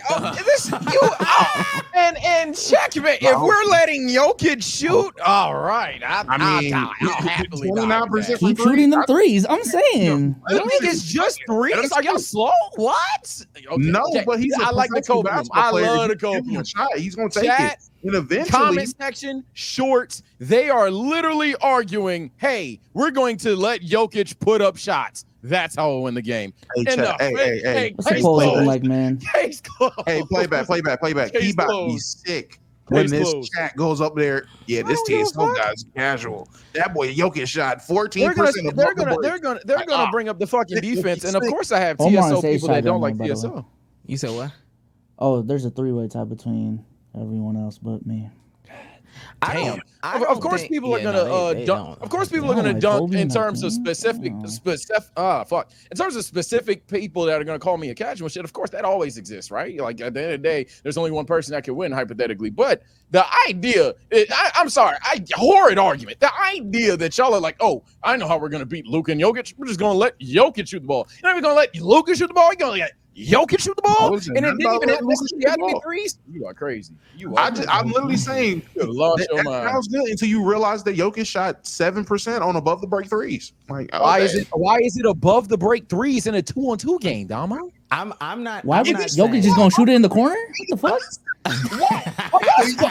Y'all playing? How many corner threes have you seen when motherfuckers play twos, bro? What the fuck? When did I say the word corner three? Y'all playing stupid on purpose. What do you I ain't think gonna about- lie. A nigga like me could be a full-blown idiot, but bro, I promise you, fun fact of the day for all the non-casual pod co-host up here, since I'm the omni-casual here, yeah, there's way more space than a goddamn three-point line, buddy. Why does he have to shoot above the break, but he's not shooting in the corner? So he's not thinking more space to work inside I'm the not. arc. Oh, Look. I'm not saying because I do think that what you're that's saying to be ridiculously true, stupid. Sage. Respect. They can't Ridiculously stop anybody going to the rim. And in 2-on-2, what I found is you got to have somebody that has the ability to get downhill, and that's on and off the ball. So with that being said, I feel like I got the two best people that could do that. KG's getting overwhelmed by Jokic. I don't even know why we're trying that right now. Like, I don't know. I I didn't know that. I didn't know y'all playing sanctioned 2-on-2 with a number of fouls. Like KG's not gonna foul the fuck out of him every time he gets a chance. So is he shooting threes or fouling them all game? My aim intimidator, baby. Come on. I got to keep down there for those downhill actions, but this is ridiculous, man. I love it. I love it. I know. This how I know that these niggas think I won despite trolling, because they're talking about Jokic's scoring ability. I'm about to say, Omar the only one that's making other arguments, and I can talk about how we could be Omar's team, but I'm talking about you two motherfuckers talking about. Oh yeah, Jokic gonna have a game plan with me. If anything for your ultimate offense team, if anything, we're gonna let Jokic shoot. Who out of the two people you picked is coming off of playoffs where he shot significantly bad, even for his standards. That's such a wild take. You're just gonna keep absolving this shit. It's like one ear and out the other, my boy. There's more space in the 2-on-2 that's setting. not coming from you right now. I don't give a fuck. There's more. There's more space. There's much more ability to get the ball to a Nikola Jokic to shoot the ball than outside of the 3-point line in a 2-on-2 setting. I promise. I got the best defense, though, right? Can we agree? I got the best defense. Who cares about defense? No. I think SOLZ has the best defense. You think SOLZ has the best defense? Yeah. Who BSO got? Nah. Kobe and Hakeem. Nah, y'all want the truth in my lie to you, but prime Tim Duncan. Hey, oh my God, James. LeBron and TD. The defense is there. For me, it's about, again, consistent buckets. The reason why I'm not geeking over that is I ain't gonna lie, man. Tim Duncan gonna have to give me that Mr. Fundamental masterclass of hell, because other than that, LeBron's a choke artist. We're good. We're good.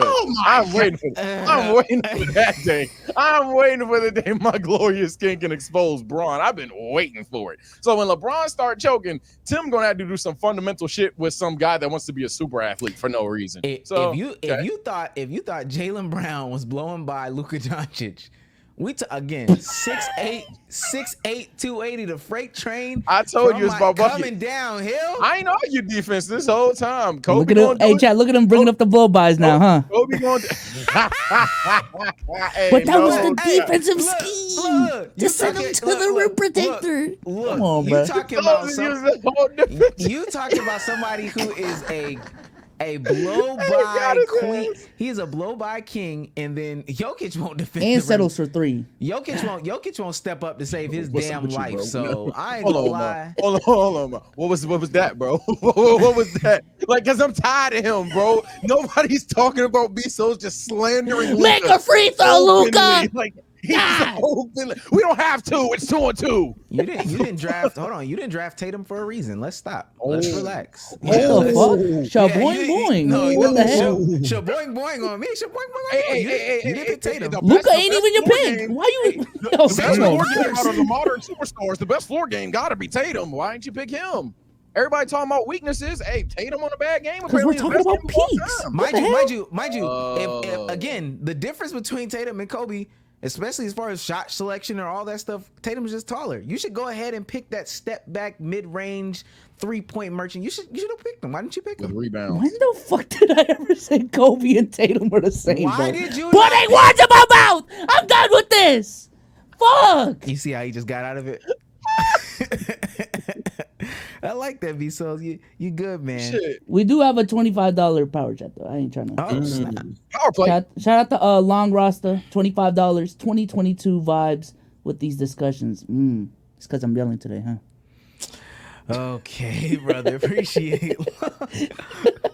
How was Luka getting past Kobe? I had to look to the right to see. I haven't done this in a while, Chad. Luka getting past Kobe. How Luka getting past Kobe? He ain't getting past Kobe. He going to crab walk Kobe to the basket. And Hakeem going to be there. Boop. Hakeem going to be there to do what?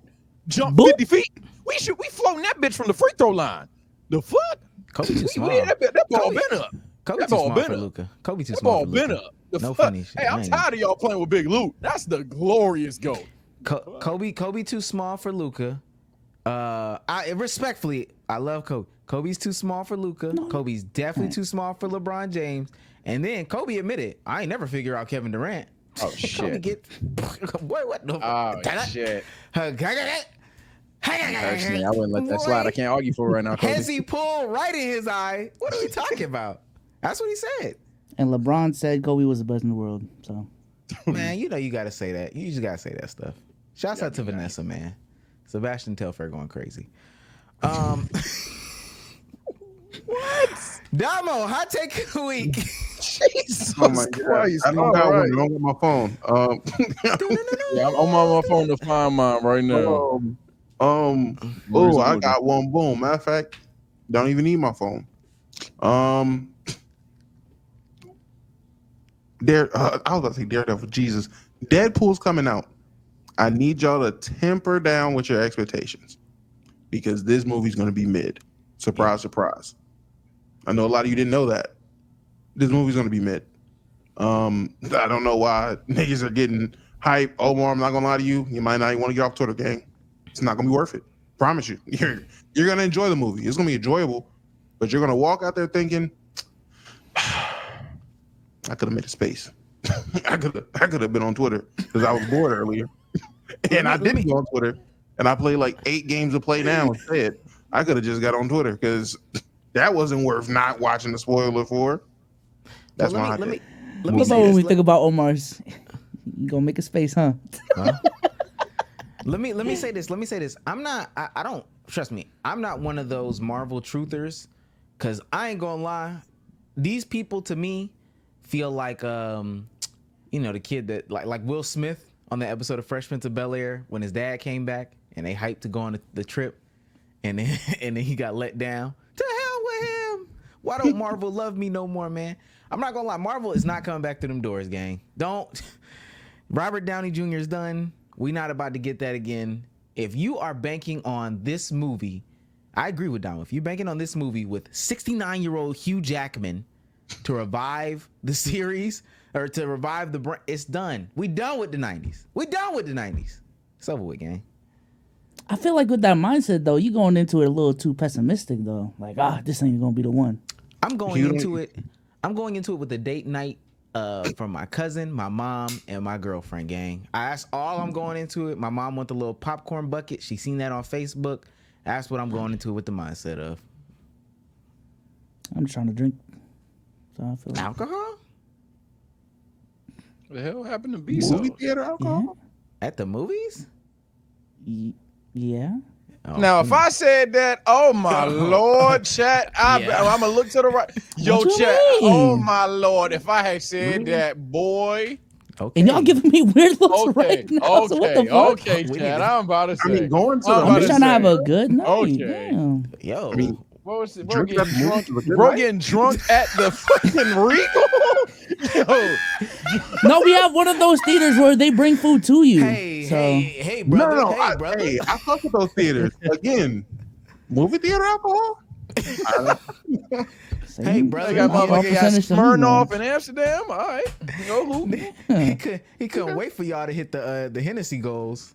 All right, brother. You know, hey, I'm about to say that was not me, chat. I ain't done that much. I ain't even do that much on my birthday. Y'all didn't see me put the tweet out.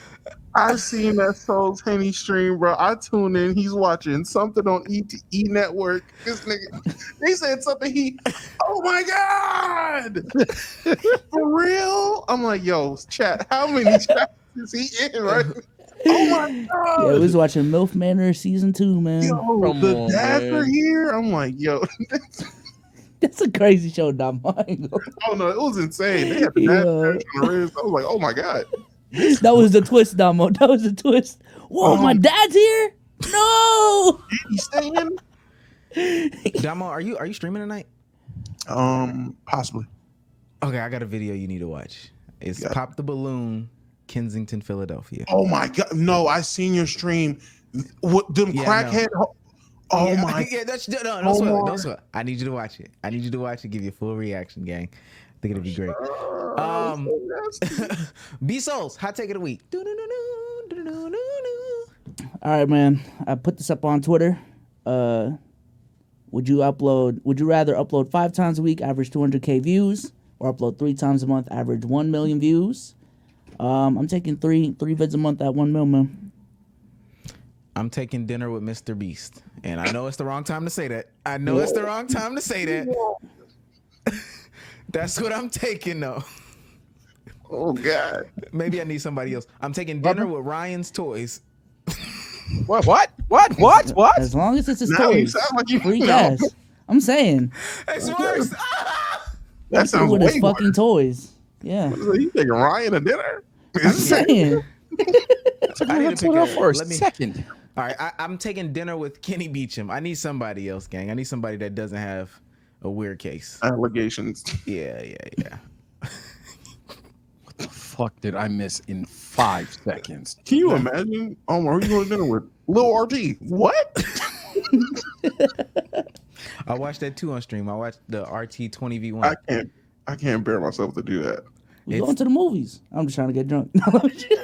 Oh my god.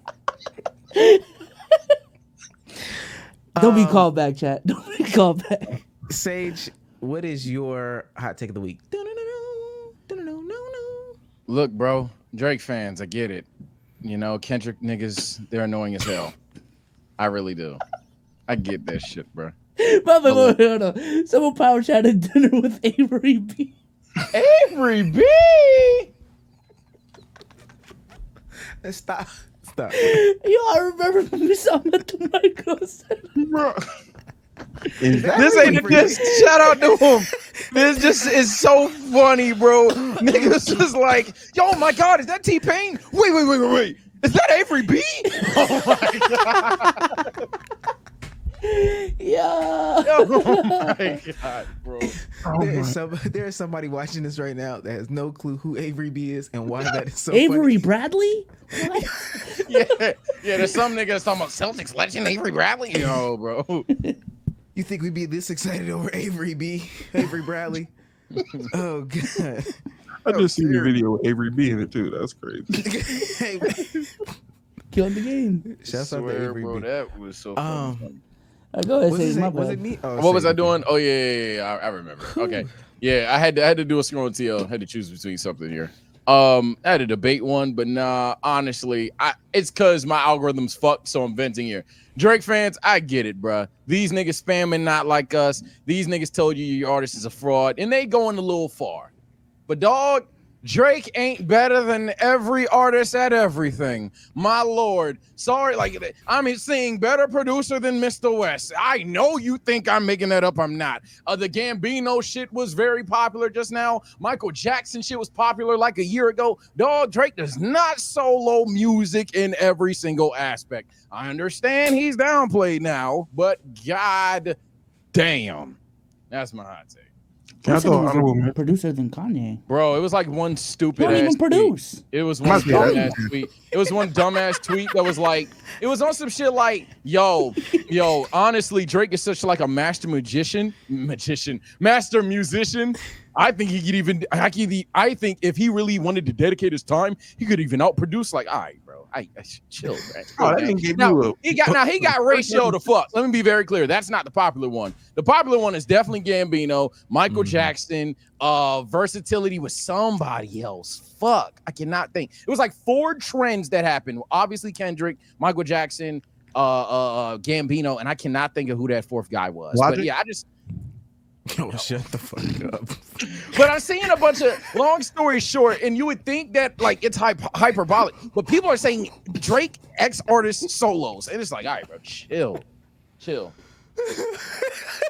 Tory Lane, I think I did see some with Tory Lanez actually. Damo is stupid. Nah, nigga said Logic, bro. People like Logic, Bobby Tarantino. It's because he used to not copyright people on YouTube. I swear to God, that's the only reason motherfuckers fuck with him, man. He uses music, when he get a copyright strike, we fuck with Logic on YouTube. Come on, man. I seen a Logic clip on the timeline not too long ago. He was over there. We're finally gonna talk about it. Can I say nigga? Me. You're 30. Like, if you ain't said it, like damn, like find your identity already, my G. You're 35. I I do want to add to Sage's point because I've been seeing this on the timeline. Every time a light-skinned person comes on stage or the topic is about a light-skinned person.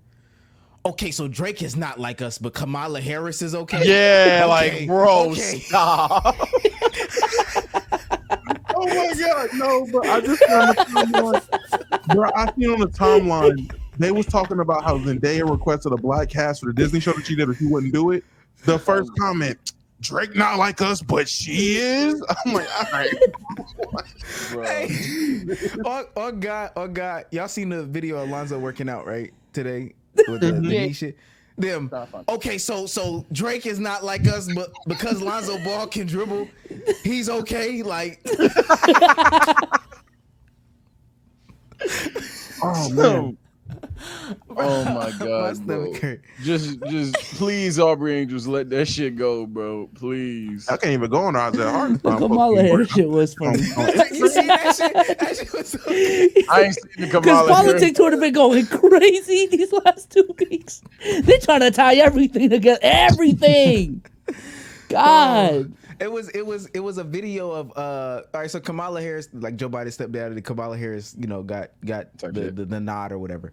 And so then it was a video of her like dancing at a party for 2 seconds. And they say, so I don't understand how this is different than Drake. If Drake is not like us, but Kamala Harris can do this, like what are we? She's dancing to a song. It was fucking Serena Williams. That's who it was. Niggas was mad at Serena Williams for dancing to the song, man. God damn. I seen one. Oh yeah. I remember. I seen one headline like Fantasia singing at her 90s theme party, and I promise you I didn't expect this song. I thought she was singing like one of her songs. I typed on the screen. I said, "Must it on the beat hole?" I was like, "Fantasia, really?" At a 90s theme party? Do y'all think it's overplayed, man? Or do you think it's outplayed? Overplayed, obviously. It's played a lot. Nah, man. That shit came on when I was in the car. I let it ride. Hey, I be OB hoeing it up. I ain't gonna lie. I just play Euphoria more. Euphoria is hard. I think it would be fine if they didn't do stuff like this. Like for real, not that it was dying down. Like still, people go outside, they play it, but the conversation would have been dying down. But when you come out with stuff like this, because literally it's been going on all week. So Kamala, like y'all cool with that. If y'all didn't do, and this is to the Aubrey's Angels, if y'all didn't do stuff like that, we would be done with that. Hey, facts. I keep telling Drake fans, yo, y'all don't like Drake, bro. When people see Drake post them little pictures or whatever and be like, oh yeah, the button is coming. Bro, please don't get this nigga to go at it again, bro. Please stop. It's over, bro. It's old. Please yeah. And respectfully, when Kai dropped that the leak or whatever. Oh yeah. And then they like, if this is what the new, I seen tweets. If this is what's on a new album, he's about to demolish Kendrick. Me, what? What? Kendrick? What is that? I swear to God, it's in y'all's heads. Okay. Mind you, it was R&B Drake.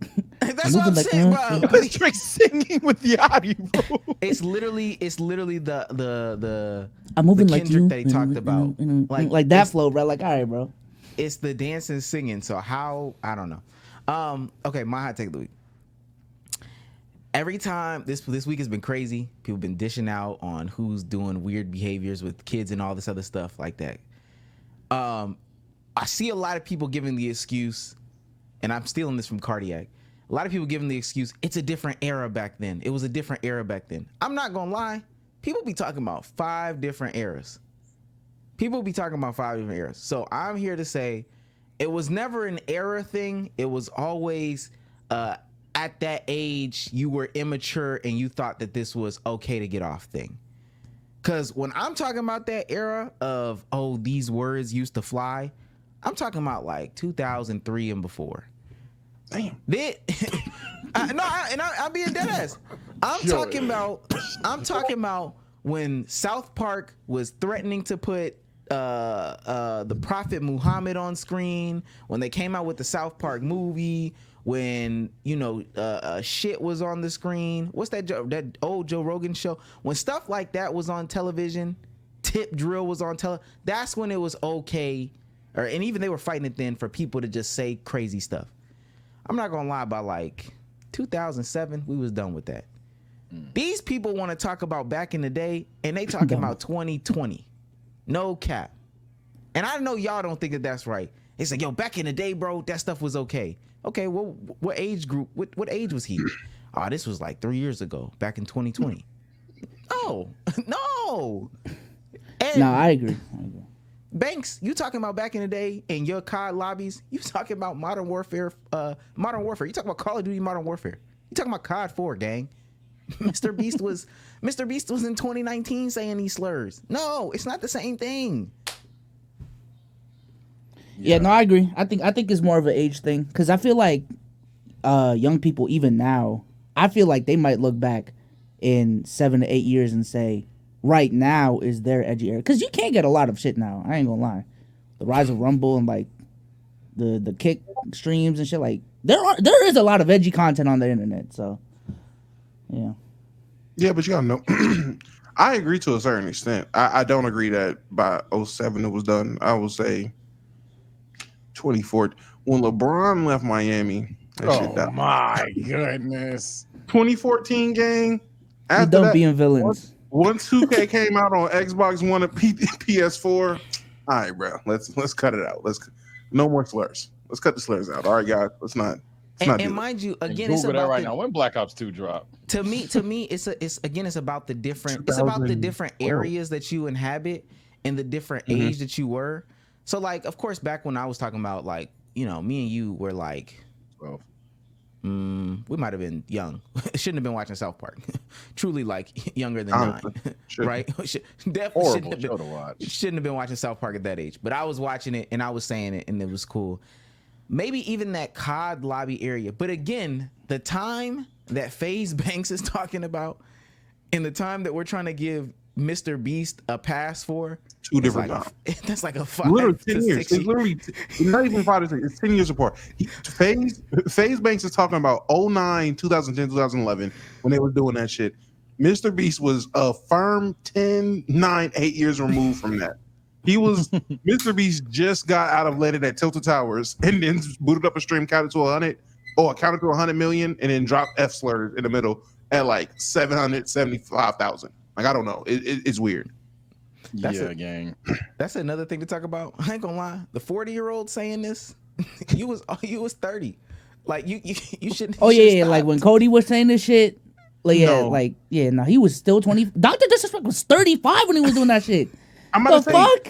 It was a different time. Keemstar killed me. Keemstar was 26 when he had the clip of him calling somebody the N-word in like 2011. Yo, I was a kid back then. Nigga, you were 26. A kid back. What? No. Yeah. They never know no better, right? They never know no better. I mean, you would consider Tatum a young player, right? So what about me? What about me, huh? Nah, I didn't know any better. At 26, man, your birthday was in 3 weeks. And what's nasty about it is, and I'm gonna get off it after this, they trying to get caught up in the loop of everybody else in their age. Cause I think to myself, yeah, back in 2011, I ain't gonna lie, like I just got out of middle school, like I get it. But then I realized, hold on, Keemstar is 47. 2011 for him, he was 29. You definitely shouldn't have been thinking that it was graduated okay. college 4 years ago, buddy. You had 2 kids. Why you thought it was okay to be saying the F slur? Yeah. Why wasn't you watching Courage, like reading Rainbow with the kids? What?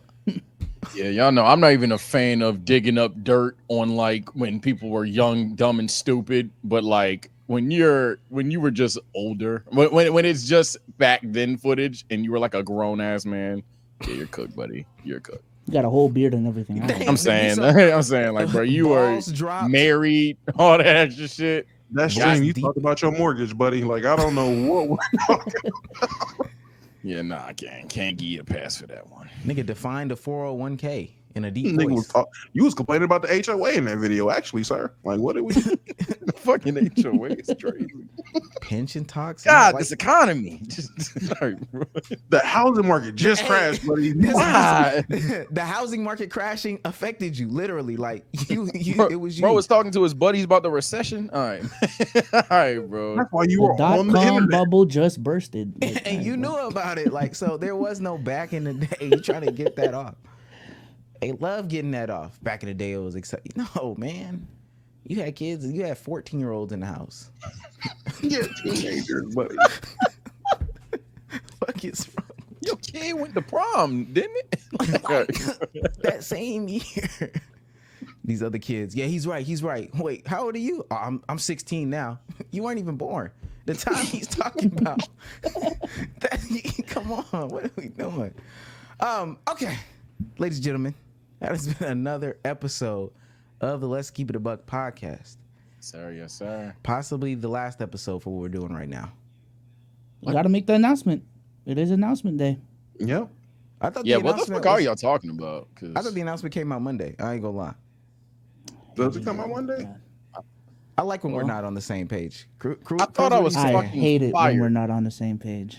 I ain't gonna lie. I Cruz is think it's saying, funny look when we're down. not on the same page. All right, what should we do? Should we? I ain't gonna lie. Chat already like.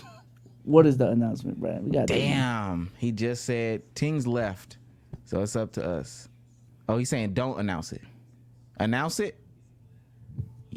Tings is just putting his hands. Will we up announce there. it or hit the end button? Predictions. I ain't gonna lie. I literally asked in production staff like 2 to 3 times what we doing. We are announcing it today. We'll announce I'll it make today, then, B-Souls. We are announcing it today. All right, ladies and gentlemen, drum roll, please. Someone. Tell me what's going on. I'm Let scared. me stand up.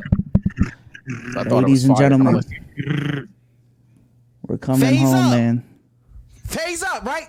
No, like, This is crazy. This is crazy, man. This is crazy, man.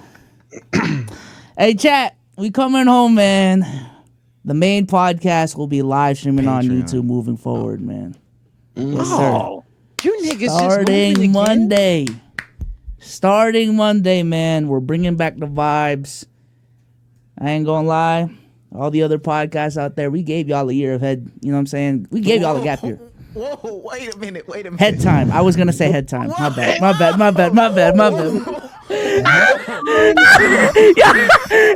ruined the clip. No. We gave them This is why I don't do the announcements, bro. This is why I don't do the announcements, bro. What did you give them? What? He gave y'all a year of head time. We gave y'all a year ahead. I mean, I'm sorry, a year ahead time. This nigga was having 365 days of play in the wrong way. What are you doing, B-Souls? And then you didn't even fix it. Head time. Head time. I thought he said head top. Head start. I panicked, man. I panicked. Nigga, a yearly. I already knew I got caught, bro. I knew I got caught real time, bro. Oh, God. I was thinking about something with time. Head time, bro. I know what you're doing after this. And it's okay. I'm about to say, you got to continue the streak. What's it called? What was that one time where B-Soul said dick? Like he said we gave him dick. We were playing fucking Jeopardy or like. No, not the one where he said penis. I think he's talking about. I think he meant to say defense, and he just said we gave him dick. So I'm sorry, y'all. I just remember that. We're back on dumbass YouTube, man. clip That's the too, news. man. Send that clip in the Discord if you got that clip. Yeah. I mean, yeah, we're back on YouTube. Well, God darn it. I thought Sage was fucking fired and shit. And you telling me that all along is just your 5th move? Fuck it. We gave y'all a year's worth ahead, man. We back. Hey, looking straight at the camera, too. We gave y'all a year ahead, man. And now it's time for us to get our get back. We need it back. We need it back. It's my turn. It's my turn. You told me that it was. Oh shit.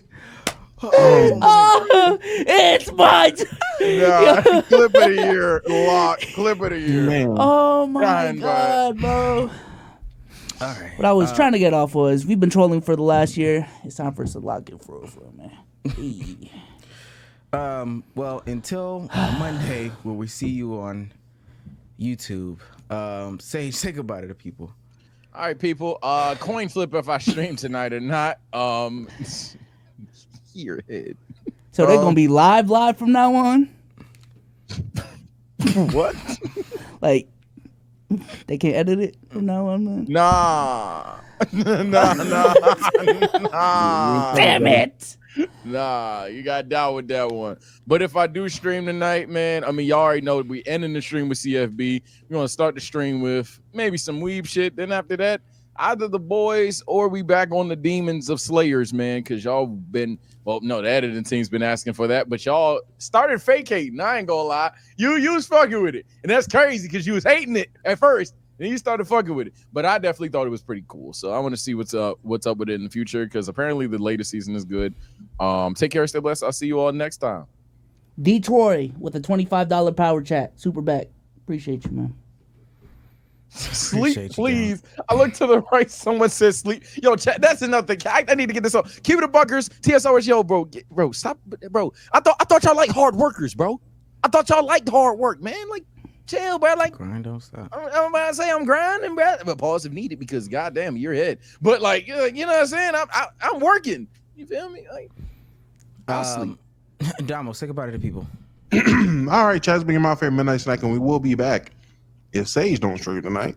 Because if that flip is stream, I won't be. I'll see you niggas tomorrow. Because I'm not competing with TSO, your race, and that. But nah, man. All those aside, coin flip. If I'll stream, we'll see. If not, hey man, can't wait to go back home to YouTube, where things definitely will take off. Biso, say goodbye to the people. Peace out, y'all. Appreciate y'all for tuning in. W stream. I do just want to clarify, this isn't like the full end of playback. Definitely when there's games going on and shit to have watch parties on, we will still be on here. It's just the main podcast at the very least. We are switching back to YouTube, man. We're coming home. But appreciate y'all for all the support. Obviously, everyone that switches platforms with us wherever we go. You know, from YouTube, from Patreon to YouTube to Twitch, back to YouTube, back to Twitch, going to playback. Appreciate y'all, man. I ain't gonna lie. We could not be here without y'all, for real. So. I don't even tune in to playback streams. I'm a YouTuber commenter that's going to complain about the move to YouTube. With that being said, ladies and gentlemen, new videos every day. Take care, stay blessed. Bye, guys. This is bullshit. I thought Sage was fired.